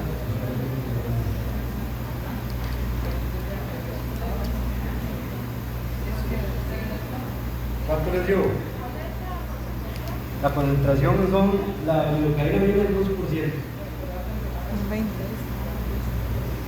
Nada más se le agrega oxígeno. Si el fármaco viene al 2%, son 20 miligramos por medio. Miligramos. ya. Son 45 por Ya, 50 ahora por tiene 20. No, dividido entre 20. Microgramos. 6.75. Pero ¿por qué 0.5 de Porque es que convertir los 50 microgramos a miligramos. Por 50 microgramos por kilo por minuto, por 60 kilómetros, para hacer una hora, les da 135 mil. Tienen que dividirlo entre la concentración de la iodina, que la vamos a usar pura, 20 mil, porque son microgramos. Ahí es donde está el detalle. ¿Qué? 20 mil. 6.75. Ve, yo hice lo mismo, pero voy a preguntar. Ahora, si no se usa pura, si se usa diluida, no hay que dividir entre 20.000, hay que dividir entre la dilución que tenemos en la situación. ¿Doc? Entonces vamos a tener que pasar un poco más de líquidos. Ahí lo que hay que valorar es, por ejemplo, cuánto es la tasa de fluidos como para ese paciente. Si es un paso problemático, no quiero no hay ningún problema. Pero si es un pelo pequeño, ya se dice que ya se echa como Pero digamos, en este caso, por ejemplo, si yo paso esos microgramos a miligramos y hago toda la operación. Sí se puede, nada más ¿verdad? que es más complicado. Es que con números con muchos ceros se me hace enredo, entonces. Oye, el compañero pregunta que si lo convierte de microgramos a miligramos, si le va a dar, pero hay que meter más ceros. Pero es igual, hay un montón de caminos para llegar a Roma. ¿Cómo hice para pasar esto? A la conversión de microgramos a miligramos con regla de 3. ¿Cómo regla 3 para darle? Bueno, para tener en cuenta, la gran mayoría de pacientes son candidatos para poder utilizar infusiones. La gran mayoría, casi que todos. Un miligramo Sabremos si el paciente puede recibir una infusión Miligramos. y microgramos. vamos a darlo de alta más rápido. Probablemente si no tiene dolor, si empieza a comer, ¿Cuántos con cariño, miligramos con ocupa? comida empiezan Con a la X abajo del grupo. rápido. Esto. Ajá. Después hay que Para estandarizar los procedimientos. y la 50 formulación de las microgramos. infusiones en las clínicas. Entonces sería 50 por 1 y Vamos a 20 tener mil. diferentes concentraciones y vean Y la vean otra, el cambio, por como ejemplo, lo hizo él, ¿cómo era? con solo el hecho de Lo que hizo fue se haga 50 por 45 Por ejemplo, por ustedes llegan a 1 un minuto, inglés pero por 60 y son 135 mil. Pero hay que dividirlo entre la concentración de la ibuprofeno, que es al 2%, pero debería poner por 20 mil. Lo que no entiendo es que Porque si nos da 135 mil, estamos trabajando en. microgramos. Ajá, exacto. Entonces, si yo pongo 20, no estaría haciendo la conversión, digamos, tendría que poner 20 mil para que vaya, digamos, con la misma unidad, por decirlo así. Porque, por ejemplo, si hubiese un bloqueo La idea renal, es que es mejor pasar. Pues a mí se me hace tan fácil. Entonces, hay que rotular.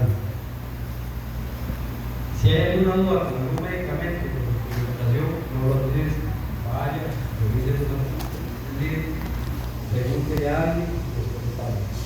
Siempre hay que vigilar a los pacientes que están con una infusión, ya que puede ser que existen más o menos de fármacos. Más, por ejemplo, si son fármacos más peligrosos, morfina, metadona, por ejemplo. O también hay pacientes que son más sensibles. Por ejemplo, una vez tuve un caso con una perra que la ketamina, digamos, a dosis bajas, empezaba a dar un efecto. Es que esto es la concentración del fármaco por peso por 60, pero son 60 minutos para hacer una hora. Yo divido entre la concentración del producto,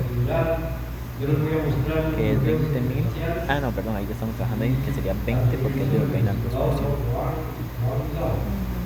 No. Me cuesta mucho, la verdad. El manejo del paciente, bueno, siempre que se vaya a hacer un bloqueo, lógicamente no se va a quedar quieto, hay que anestesiarlo. En humanos es diferente, hay que quédese quieto y lo bloquea el plexo braquial, los pacientes ya lo tenemos más. Nosotros siempre tenemos que tener el paciente ya anestesiado o muy sedado para poder hacer el bloqueo. Siempre hay que tenerlo, o sea, conocer los límites y conocer qué puede hacer y qué no puede hacer. Por ejemplo, si no tiene dosis, no puede hacer. Y si todavía no siente que le falta un poco de poco de práctica, por ejemplo, hacen los bloqueos primero en cada uno. La curva de los bloqueos es amplia, no siempre pegan, aunque ya uno haya hecho algunos. Una vez que el bloqueo se realiza, ahí uno toma la decisión si hace una anestesia más profunda o si no lo hace. También, bueno, si el paciente tiene que tener la vía fría permeable, también la vía aérea tiene que estar permeable, tiene que tener también uno la manera de comprobar que el bloqueo se pegó. Generalmente se va a dar una recepción si el paciente no tiene bloqueo y pegó. Y ahí uno tiene que tener ya listas infusiones analgésicas por aquello que no pega. De una vez empieza. Si ya no le pegó, ya el cirujano no le va a dar chance de que vuelva a hacer bloqueo. Ya no se puede porque ya tiene una dosis del fármaco en el cuerpo. Entonces solo tiene una oportunidad de hacer el bloqueo. Si le falló, sin presión, pero si le falló, será entonces. Sí. No, generalmente se espera. Hay unos que son muy ansiosos, pero ellos esperan. Más cuando empiezan a ver el resultado del bloqueo, saben que el paciente se va a recuperar mejor. Pero hay ML. que no les gusta perder el tiempo. Ajá, sí, hablando de ML, la evolución, digamos. Si presenta dolor, entonces obviamente necesitamos Pero eso no es corona. una escapatoria o una opción, un plan B para poder cubrir esa analgesia. Ah, Que sería la es por solución. kilogramo por hora. Esto es muy No, eso importante, ya casi está el siempre resultado de el la bloqueo clase. falla, no porque se haya hecho mal, sino porque no se respeta el periodo de latencia de los fármacos. El anestésico local que actúa más rápido es la lidocaína. Ahorita sale en la tabla con los tiempos de latencia, después saca foto ahí. Actúa más rápido, pero se va más rápido. Entonces, por ejemplo, para una epidural, para una cesárea, uno puede usar una epidural con una lidocaína. Sale rápido para subir un perro que tenga calma, sin dentro, por ejemplo.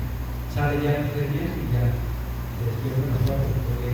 Si ya es algo más doloroso, más cruel, pues podría usar bupivacaína, que va a durar más en instaurarse el bloqueo, pero también va a durar más en el proceso. O, por ejemplo, podría usar morfina, que ya va a actuar en otro nivel. No hay bloqueo motor, o no hay tanto bloqueo motor, que se presenta, pero da más analgesia. Siempre hay que tener lo que hablábamos ahora, la monitorización siempre tiene que estar presente. Hay que estar cuidando la función vital del paciente mientras estamos haciendo el bloqueo.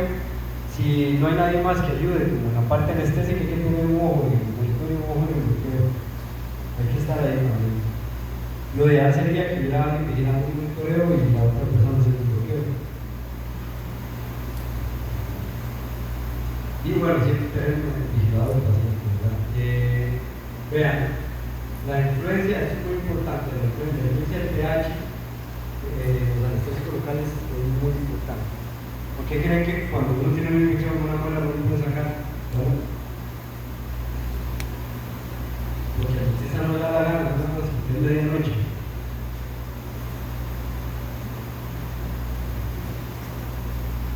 Los anestésicos locales actúan sobre el pH porque tiene una versión que está asociada a una versión que se puede, bueno, que ocupa un cambio de pH para poder activarse. Entonces, cuando hay una infección de nueva, de puro, cuando hay cambios en el pH, el anestésico se va a activar hasta que llegara a surgir su efecto sobre el médico. Entonces, eso es muy importante.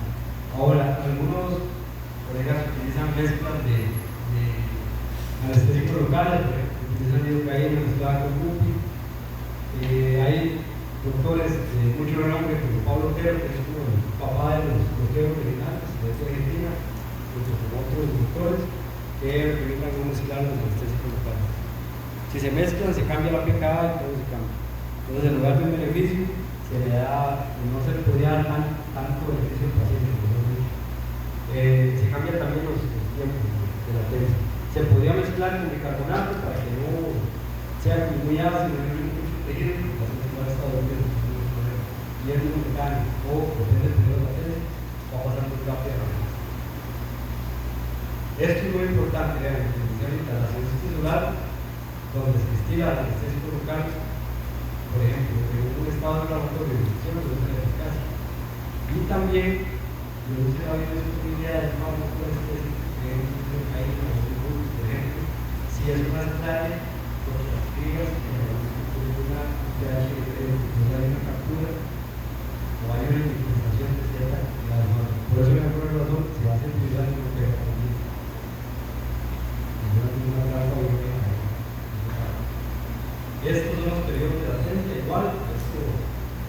libros, ahí lo pueden buscar, sacar una foto. Vean que el libro dice que el periodo de latencia son de 10 a 20 minutos. Duración del bloqueo físico, 1 a 2 horas. Duración del bloqueo sensitivo, 3 a 8 horas.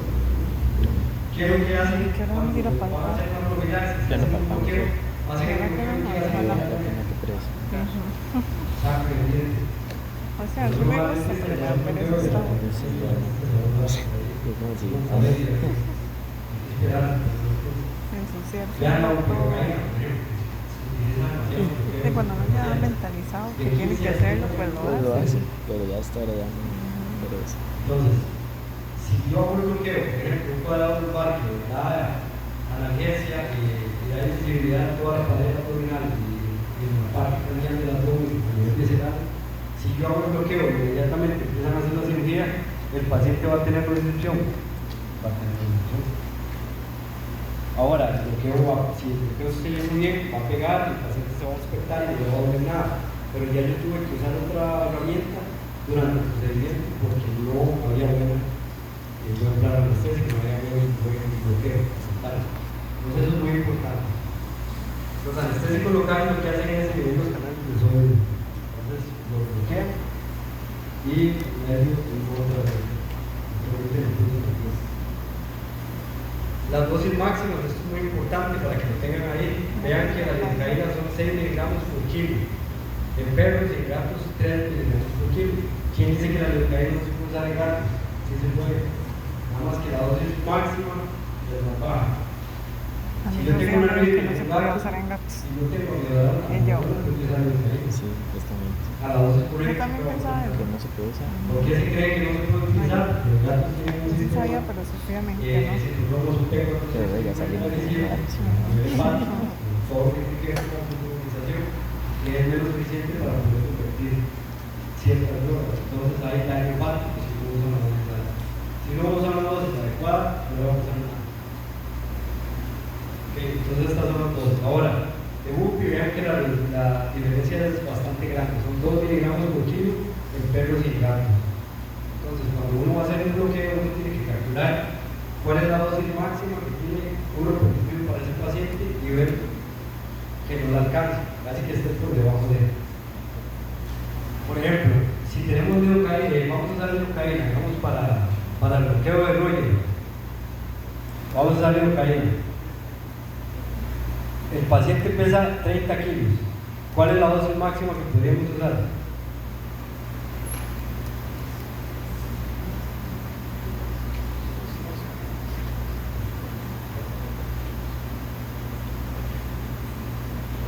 Kilos.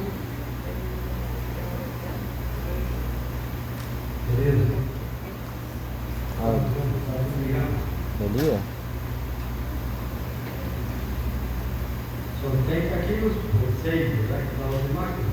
80 miligramos, 6 miligramos por kilo, 180 miligramos. Dividido entre la concentración de la locura, ¿cuántos ml serían los máximos que podemos usar en el paciente?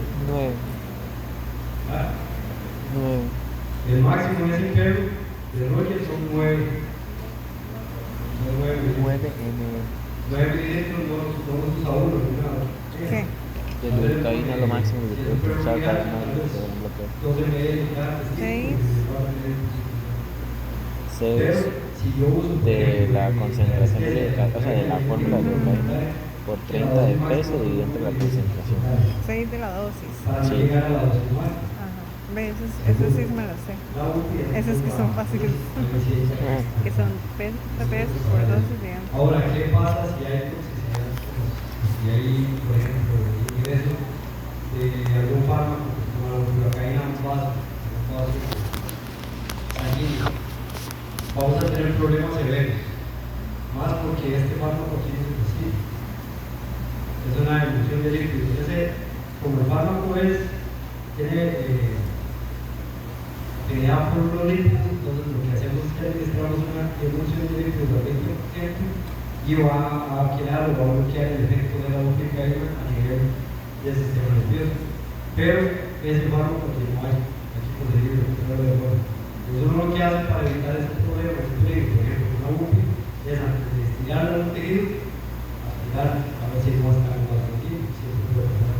Si es lidocaína no hay problema, porque la lidocaína no va a presentar problemas a niveles glomerulosos siempre y cuando esté en la dosis adecuada, ¿verdad? Ahora, nosotros podemos hacer bloqueos de nervios motores y bloqueos interfaciales o bloqueos de sensibilidad únicamente. Los bloqueos de los nervios motores podemos utilizar, por ejemplo, en el estimulador. Ahora estamos a ver unas imágenes ahí. Podemos hacer, por ejemplo, de hecho, la única manera de probar si uno está en el espacio epidural antes de quitar el fármaco es con el estimulador. Esa es la única técnica en la cual uno está seguro que está en el espacio epidural antes de quitar el fármaco. Ahorita lo vamos a ver en un video acá. Entonces, si son nervios motores, podemos utilizar los estimuladores. Si son nervios únicamente sensitivos, no hay manera de hacer bloqueo con el estimulador. Hay que usar el ultrasonido para que se ciegue. El estimulador, bueno, lo que hace es utilizar una aguja que está aislada, solamente la punta tiene la capacidad de distribuir electricidad. Entonces, lo que hace es un patrón de voltaje al organismo para poder llegar a acercarse al nervio y buscar el mioclono, buscar la manifestación de ese nervio que está inervando esa parte que lo quiera. En este caso era, iban a hacer una evaluación del producto objetivo, ahí se bloquea el molecular. Hay que pedir cita para la red y retirarlo. Primero se va a reproducir el video que iba a segundo, pero entonces no está segundo. Entonces ahí van a ver cómo se mueve, Pero se mueve el molecular. Pero no sé cómo. Ahora ese bloqueo no es completo, pero va a ayudarle bastante con la analgesia, más que es una cirugía muy buena. Y en el video número 1 es donde se ingresa el fármaco. Ven, aquí se ve el micrófono. Entonces inmediatamente se empieza a destilar el fármaco, ya no hay movimiento. No es que ya pegó el bloqueo. Eso no pasa por eso. Lo que pasa es que como entra el líquido, se ayuda. O sea, el impulso eléctrico se distribuye, entonces uno queda en el bloqueo directamente. Y bueno, ahí es lo que está haciendo el abordaje, ¿no? Y ahí empieza a buscar. Eso sería el estimulador. Bueno, en el perfil mío de Instagram está un video, de hecho voy a mostrar eso, ¿no? De cómo se hace la manipulación en la actividad. Ahí lo pueden ver. Cuando uno empieza a ver que hay movimiento de la cola, uno estira y ahora está haciendo que está en espacio epidural, que está más ahí. Porque incluso uno empieza a bajar el voltaje para asegurarse que se está estimulando son los nervios únicamente de las ramas caudales. No está ya pasando, ¿verdad? La protección del espíritu. Sí, ahí que se esté moviendo es que esté cerca del nervio. Sí. No, si yo pulso el nervio y le pongo la lidocaína al nervio, lo voy a quitar y lo voy a pulsar en el nervio. Entonces el estimulador, la idea es llegar a aproximarse lo más posible, pero sin indicar en el estimulador. Porque los nervios tienen dentro vasos sanguíneos. Y si se necrosan, ya vamos a perder la función del nervio. En ese caso, ¿cómo se da cuenta usted si está tocando el nervio? Si estoy tocando el nervio, digamos, el estimulador tiene, ven acá que 10 segundos. Entonces uno lo que hace es que cuando hay mioclono, cuando hay movimiento, uno empieza a disminuir. Cuando llega a 0.5 no tiene que tener respuesta. Si en 0.5 todavía hay respuesta, quiere decir que estoy muy cerca del nervio. Entonces me hago un poco para atrás, me devuelvo a 1, y si ahí hay mioclono en 0.5 ya estiro ahí. Hablo primero para estar seguro que no estoy en un vaso y después estiro. Eso es por el neuro se usaba muchísimo antes, ya no se usa tanto, no se utiliza así, pero es una técnica a medias, digamos que a ciegas. Yo no estoy viendo bien. ¿Eso para qué? Lo que Digamos, se usa como ahora bloqueo. Es bloqueo. uno va a usar el tratamiento para proteger el nervio y ver que el fármaco se esté dejando efectivamente Como parecer que bloqueando la una vaina. perforación. No, es una ablación de conducto. Los bloqueos interfaciales Bueno, eso son bien. diferentes. Estos, ¿Qué era? ¿Dónde le están inyectando, no ven? Aquí. Ay, yo pensé que como mezclar las quillo, mezclas, ¿qué? por ejemplo, Como el nervioso aquí. con solución salina para Ay, poder hacer este bloqueo, pero y lo que hace es que deja el fármaco o la mezcla, la difusión, la deja entre los planos interfaciales, que es lo que va a estar entre los puntos. La fase tiene un montón de funciones y esta la podemos aprovechar. Cuando va a pasar el nervio por esa fascia, se interrumpe, es la ventaja que se puede distribuir por espacios muy grandes, y podemos realizar bloqueos que van a ayudar demasiado, no son tan difíciles de ver. Obviamente hay unos que tienen un mayor grado de complejidad, pero los dos que voy a citar aquí, inicialmente son bastante prácticos. Sí se debería empezar con cadáveres, por supuesto, porque, digamos, si uno va a hacer un TAP, que es el bloqueo del plano del reflejo abdominal, por ejemplo, si es para una esplenectomía y el vaso está grandísimo, podríamos usar el vaso. Entonces hay que tener cuidado, pero no son tan difíciles. Si ocupan una curva, pues sabe que eso sí, mucha práctica, centradas, entonces los interfaciales, dejamos el faro con el plano interfacial, hay de poca, mediana y alta complejidad, la curva es lenta, y hay que iniciar con cada vez. Ahí sí no hay de otro. Apenas tenga una eutanasia o así, no van a practicar. Y se pueda,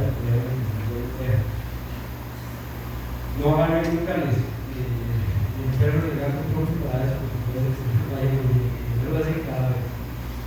Eso hay que hacerlo cada vez. Aquí me acabo de material, bueno, vamos a tener que desinfectar todo bien, vamos a tener los bloqueos. Vamos a tener vamos a necesitar un pero por capacidad de penetración de la sonda y demás, no confiamos. al principio vamos a necesitar el aprendizaje, después se puede hacer incluso con catéteres, pero ahí tenemos que tener más práctica.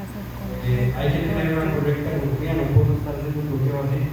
Tenemos que tener el ultrasonido, el paciente, la aguja, todo alineado. Si se hace torcido ya no puede. Tiene que ser todo alineado, cómodos. Bueno, esto es lo que decía, debe estar todo bien alineado, la alineación es súper importante. Los anestésicos más utilizados, de cocaína, el detalle es que la acción es muy corta, va a durar 2 o 3 horas de ver. Más de eso, ya no. Generalmente yo no quiero su bupivacaína, nada más hay que tener cuidado que es tóxico, endovenoso, y siempre viene a ser 5%. O sea que viene a cuánto utilizamos. Pero sí, no sé, pues algo así muy bajo. Yo lo que hago es que yo hago un frasco, generalmente 20 ml, y lo que hago es que saco 10, ya puedo utilizar el punto aquí, que ya he utilizado, así, y ya me queda 0.25. ¿Por qué? Porque a la hora de hacer un bloqueo hay que calcular la dosis máxima que vamos a meter en ese paso. ¿Dónde almorzar? Para poder usar uno por uno para que el bloqueo tenga más alcance. Los bloqueos que yo recomendaría para iniciar son simples, pero son muy útiles. El primero, y es como digamos que el universal para empezar, es el bloqueo del TAP, que es el plano abdominal. Ahí uno estira el anestésico local entre el músculo plano del transverso abdominal y el oblicuo abdominal interno. En esa fase, eso te lo va a dejar. Ahora, imagínense que es un gato que pesa 3 kilos o 2 kilos, la pared abdominal son 2 centímetros.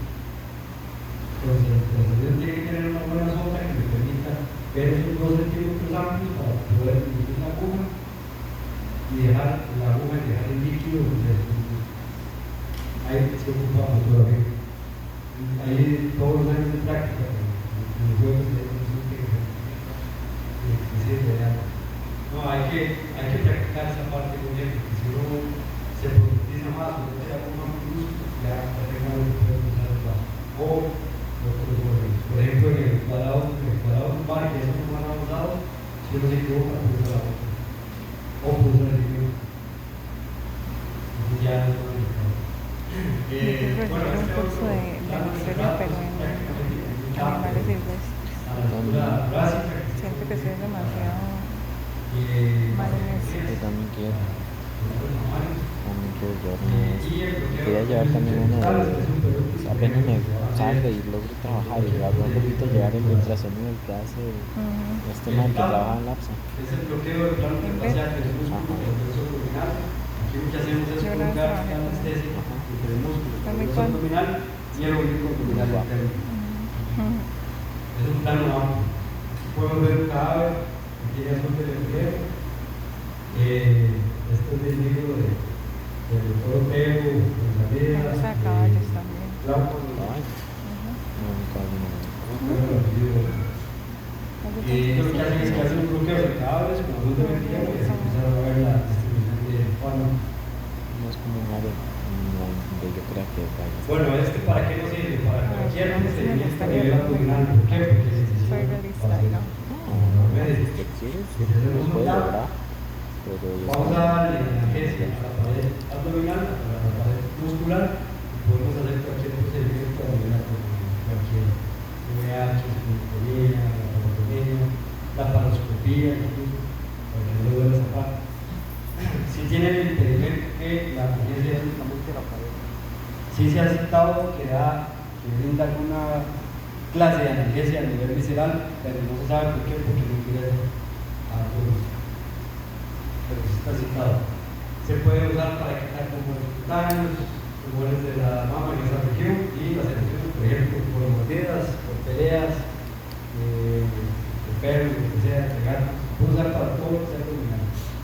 Esto es los dermatomas que va sobre los cuales va a actuar Mi primo. el tapo. ¿Para qué?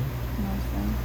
Obviamente hay que hacerlo bilateral, ¿verdad? Porque si no, no va a tener funciones de los dos lados, pero esta es la región que se nos va a dormir y que va a tener buena analgesia en ese bloqueo. Bueno, ahí que necesitamos guantes, etcétera, todo el lugar para cirugía. El paciente tiene que estar anestesiado, hay que ver que le hagan esterilizando la anestesia, hay que utilizar de mismo un ultrasonido que es una sonda lineal o microconvexa, sin embargo es más fácil con una lineal. La aguja, si estamos empezando, debería ser una aguja ecogénica, si no se puede usar una aguja espinal o incluso un catéter, pero el catéter hay que tener más cuidado, porque el catéter está ahí para cortar. Entonces, si usamos un catéter, probablemente ingresemos más fácil al abdomen que con una aguja, por ejemplo, espinal, que tiene una punta que es para proteger, para que no ingrese, para que no traspase, por ejemplo, la abdominal. Bueno, tenemos que calcular la cantidad de anestésicos, ecógrafos, agujas, fármacos y material de emergencia, por supuesto. ¿Qué podría pasar? ¿Qué podría salir mal? Que quede intraperitoneal. Si es lidocaína, no va a pasar nada. Si es múltiple, podría pasar algo. Que el bloqueo quede incompleto, pueden haber reacciones alérgicas, nunca lo he visto. O pueden haber intoxicaciones por sobredosis o por función vascular inadvertida. Pero siempre que se vaya a estirar, primero hay que jalar para ver si no hay pasos seguidos. Puntos de referencia: se utiliza el borde caudal de la última costilla, la cresta del hilo y la cicatriz del ombligo. Se hace a nivel lateral. Yo también utilizo como referencia el músculo recto abdominal. Cuando lo veo, ahí me desplazo hacia los lados.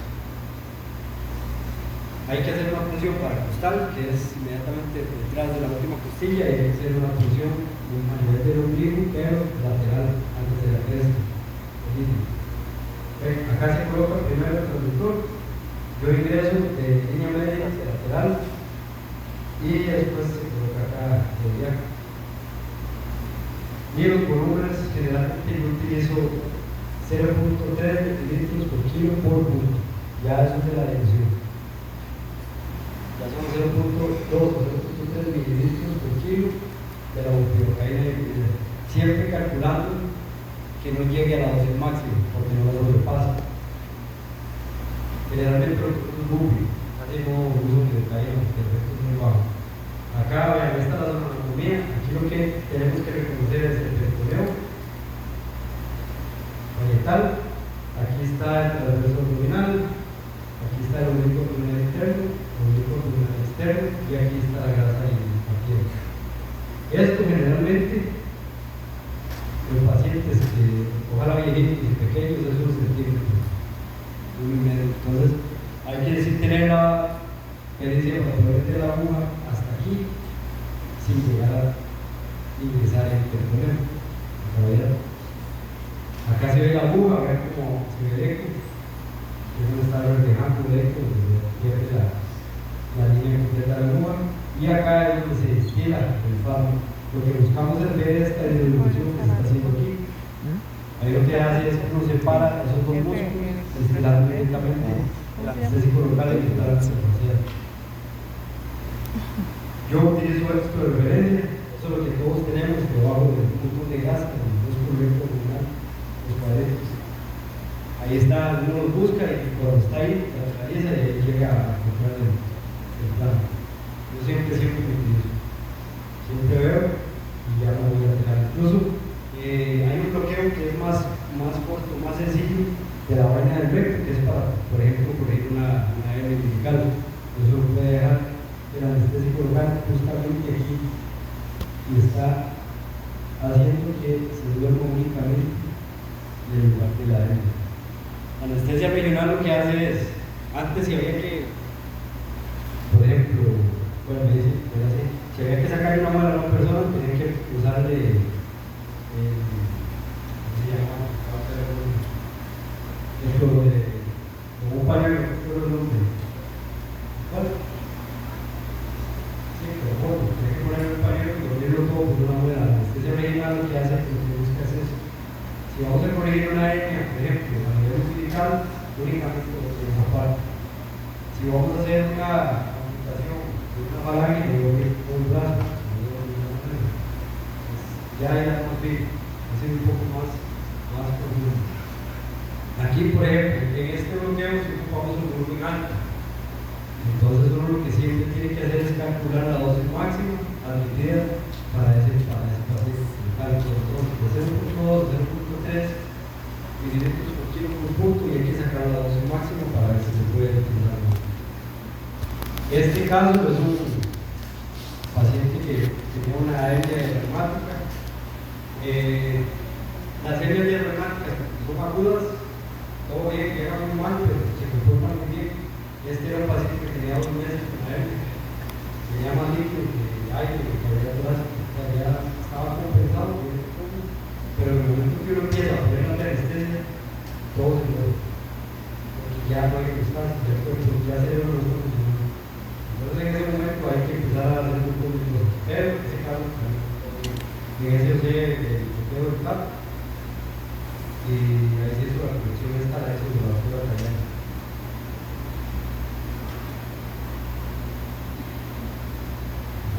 Tenía 6 meses, casi la mitad de la vida la tuvo con una hernia. El perro estaba bien, ya llegó, la tuvo, estuvo bien. Pues nada, ahí se ve el gato, está terminando por ahí la hernia.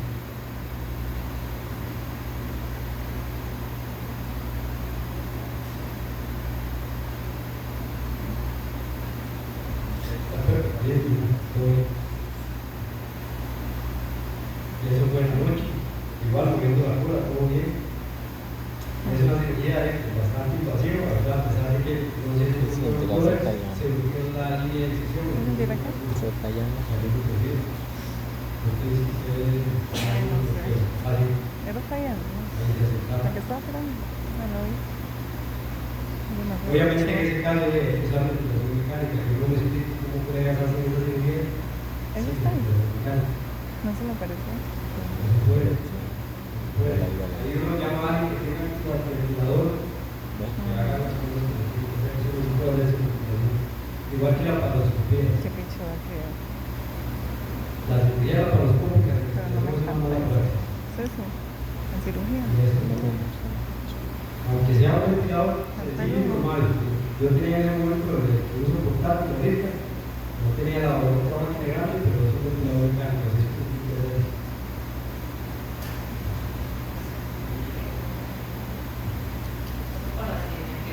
Yo siento que iba a hacer en la calle, ¿no? A ella le gusta mucho eso. ¿Y sabes? no se debe hacer una conexión con una hernia reumática sin ventilación. Primero, porque es paciente a este punto. ¿Por qué? Porque tiene prácticamente todas las vísceras metidas ahí en el cuerpo. Eso es lo primero. Segundo, ya hay atelectasia de compresión. Ya sus pulmones ya están ocupados. Ahora está vivo porque tiene una copia de alveolos más que le permite seguir ventilando.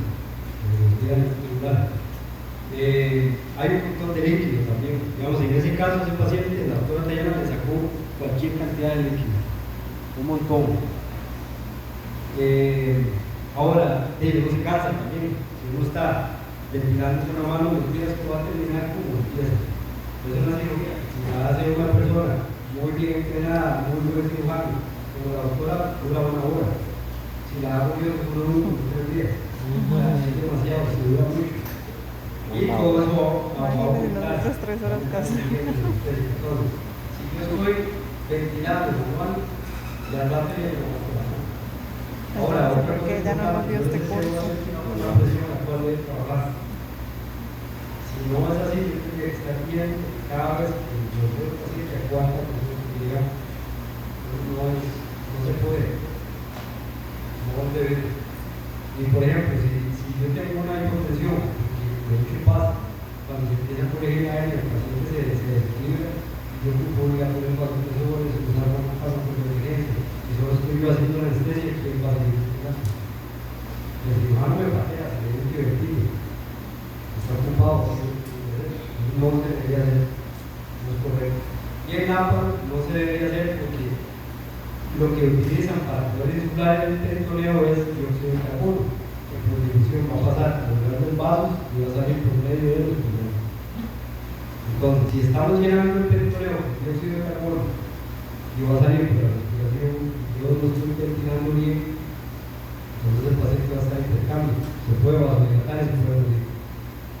Y a veces hace así para terminar de bloquear.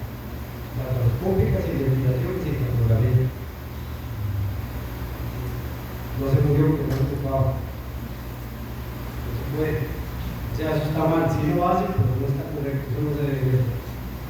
Este es otro caso. Este era un perrillo pequeñito, bastante bravo, sí. Casi ni tenía peso, pero era como demonio. Era pediátrico.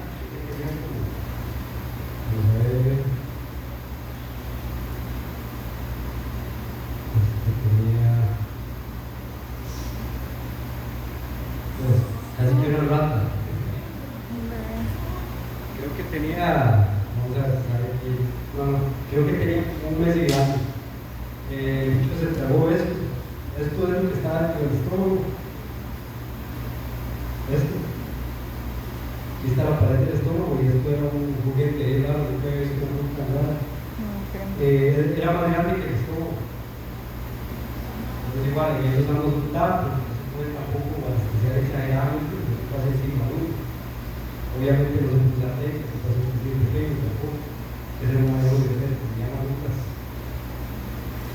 Lucas creo que pesaba menos de 1 kilo, no sé.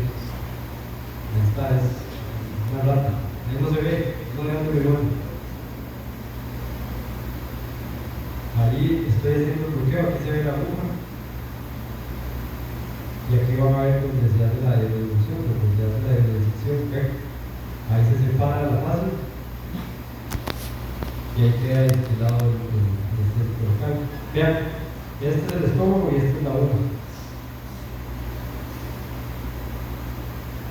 Es más pequeña que una jeringa, pero el perro era muy pequeño. Y ahí está inmediatamente el despertó.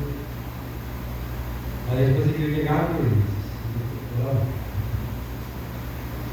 entonces en esos casos, por ejemplo, imagínense someter a ese paciente a esa cirugía con selectivo. No va a salir.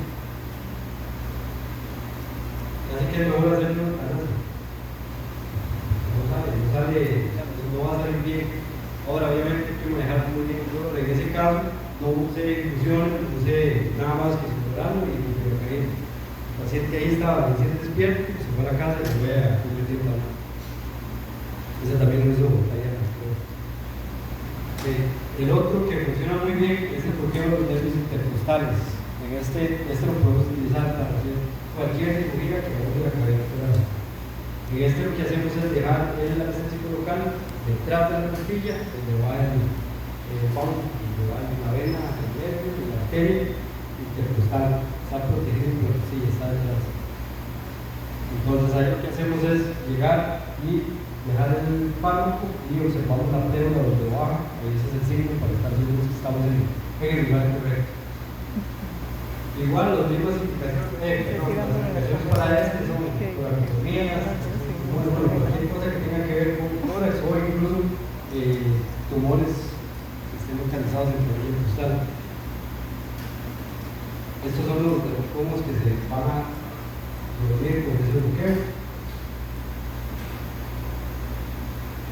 es bastante amplio. El rango, ya la parte media no va a llegar ahí. Bueno, esto es importante, por ejemplo, si se va a hacer un abordaje con el espacio intercostal, sí, hay que bloquear 2 espacios antes, el espacio por donde se va a incidir y 2 espacios después, para tener una correcta analgesia. No se hace únicamente en el espacio por donde se va a incidir, porque hay muchas ramas de los nervios que bifurcan y llegan hacia toda esa parte. Complicaciones o efectos adversos, igual puede haber una inducción intraarterioral, neumotórax, tensión muscular, hematoma intercostal, reacción nerviosa neurogénica o reacción Ya quiero saber. y bueno, intoxicación. Sí se puede morir más fácil por esto que por otro, pero es fácil de hacer, igual hay que practicarlo cada hora. Aquí lo que utilizamos de punto de referencia es el borde caudal de las costillas y los espacios intercostales que están bloqueados. El sitio de función, bueno, yo generalmente lo hago a nivel de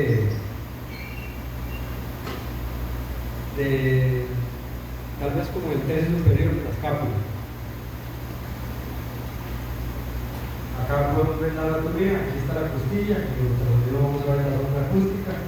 Ingresamos la aguja de caudal hacia craneal y lo vamos a dejar en este espacio. Ahí está la vena, el nervio y la arteria. Entonces hay que tener cuidado de no pulsar un vaso aquí, lo más que estamos utilizando el bloqueo. En ese caso lo que hacemos es aspirar y cuando hacemos el depósito del fármaco lo que vemos es que la pérdula baja. Los volúmenes superiores aquí son más pequeños porque es un espacio más focalizado y además porque tenemos que hacer varios bloqueos, tenemos que bloquear 4 o 5 espacios, depende de lo que vayamos a hacer. Bueno, aquí cuando estoy para estos bloqueos, en general hay que tener un poco de paciencia, tal vez no es tan fácil. Ahora, pues de hecho, hay varias gente que realiza bloqueos, entonces empezar a hacer bloqueos al lado de una persona que ya no sabe, es diferente, sí, bloquear. Yo empecé a hacerlo, pero eran pocas personas que hacíamos aquí y lo que hacía que llegaba pues a darle el curso de bloqueo lo dice en línea y al tiempo vino uno de los doctores que hicieron este libro y después de la práctica también y se quedaba y aún así todavía no pega igual, no pega así. En este caso,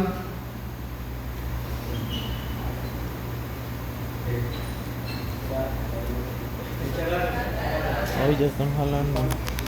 ¿Qué? este paciente, bueno, este paciente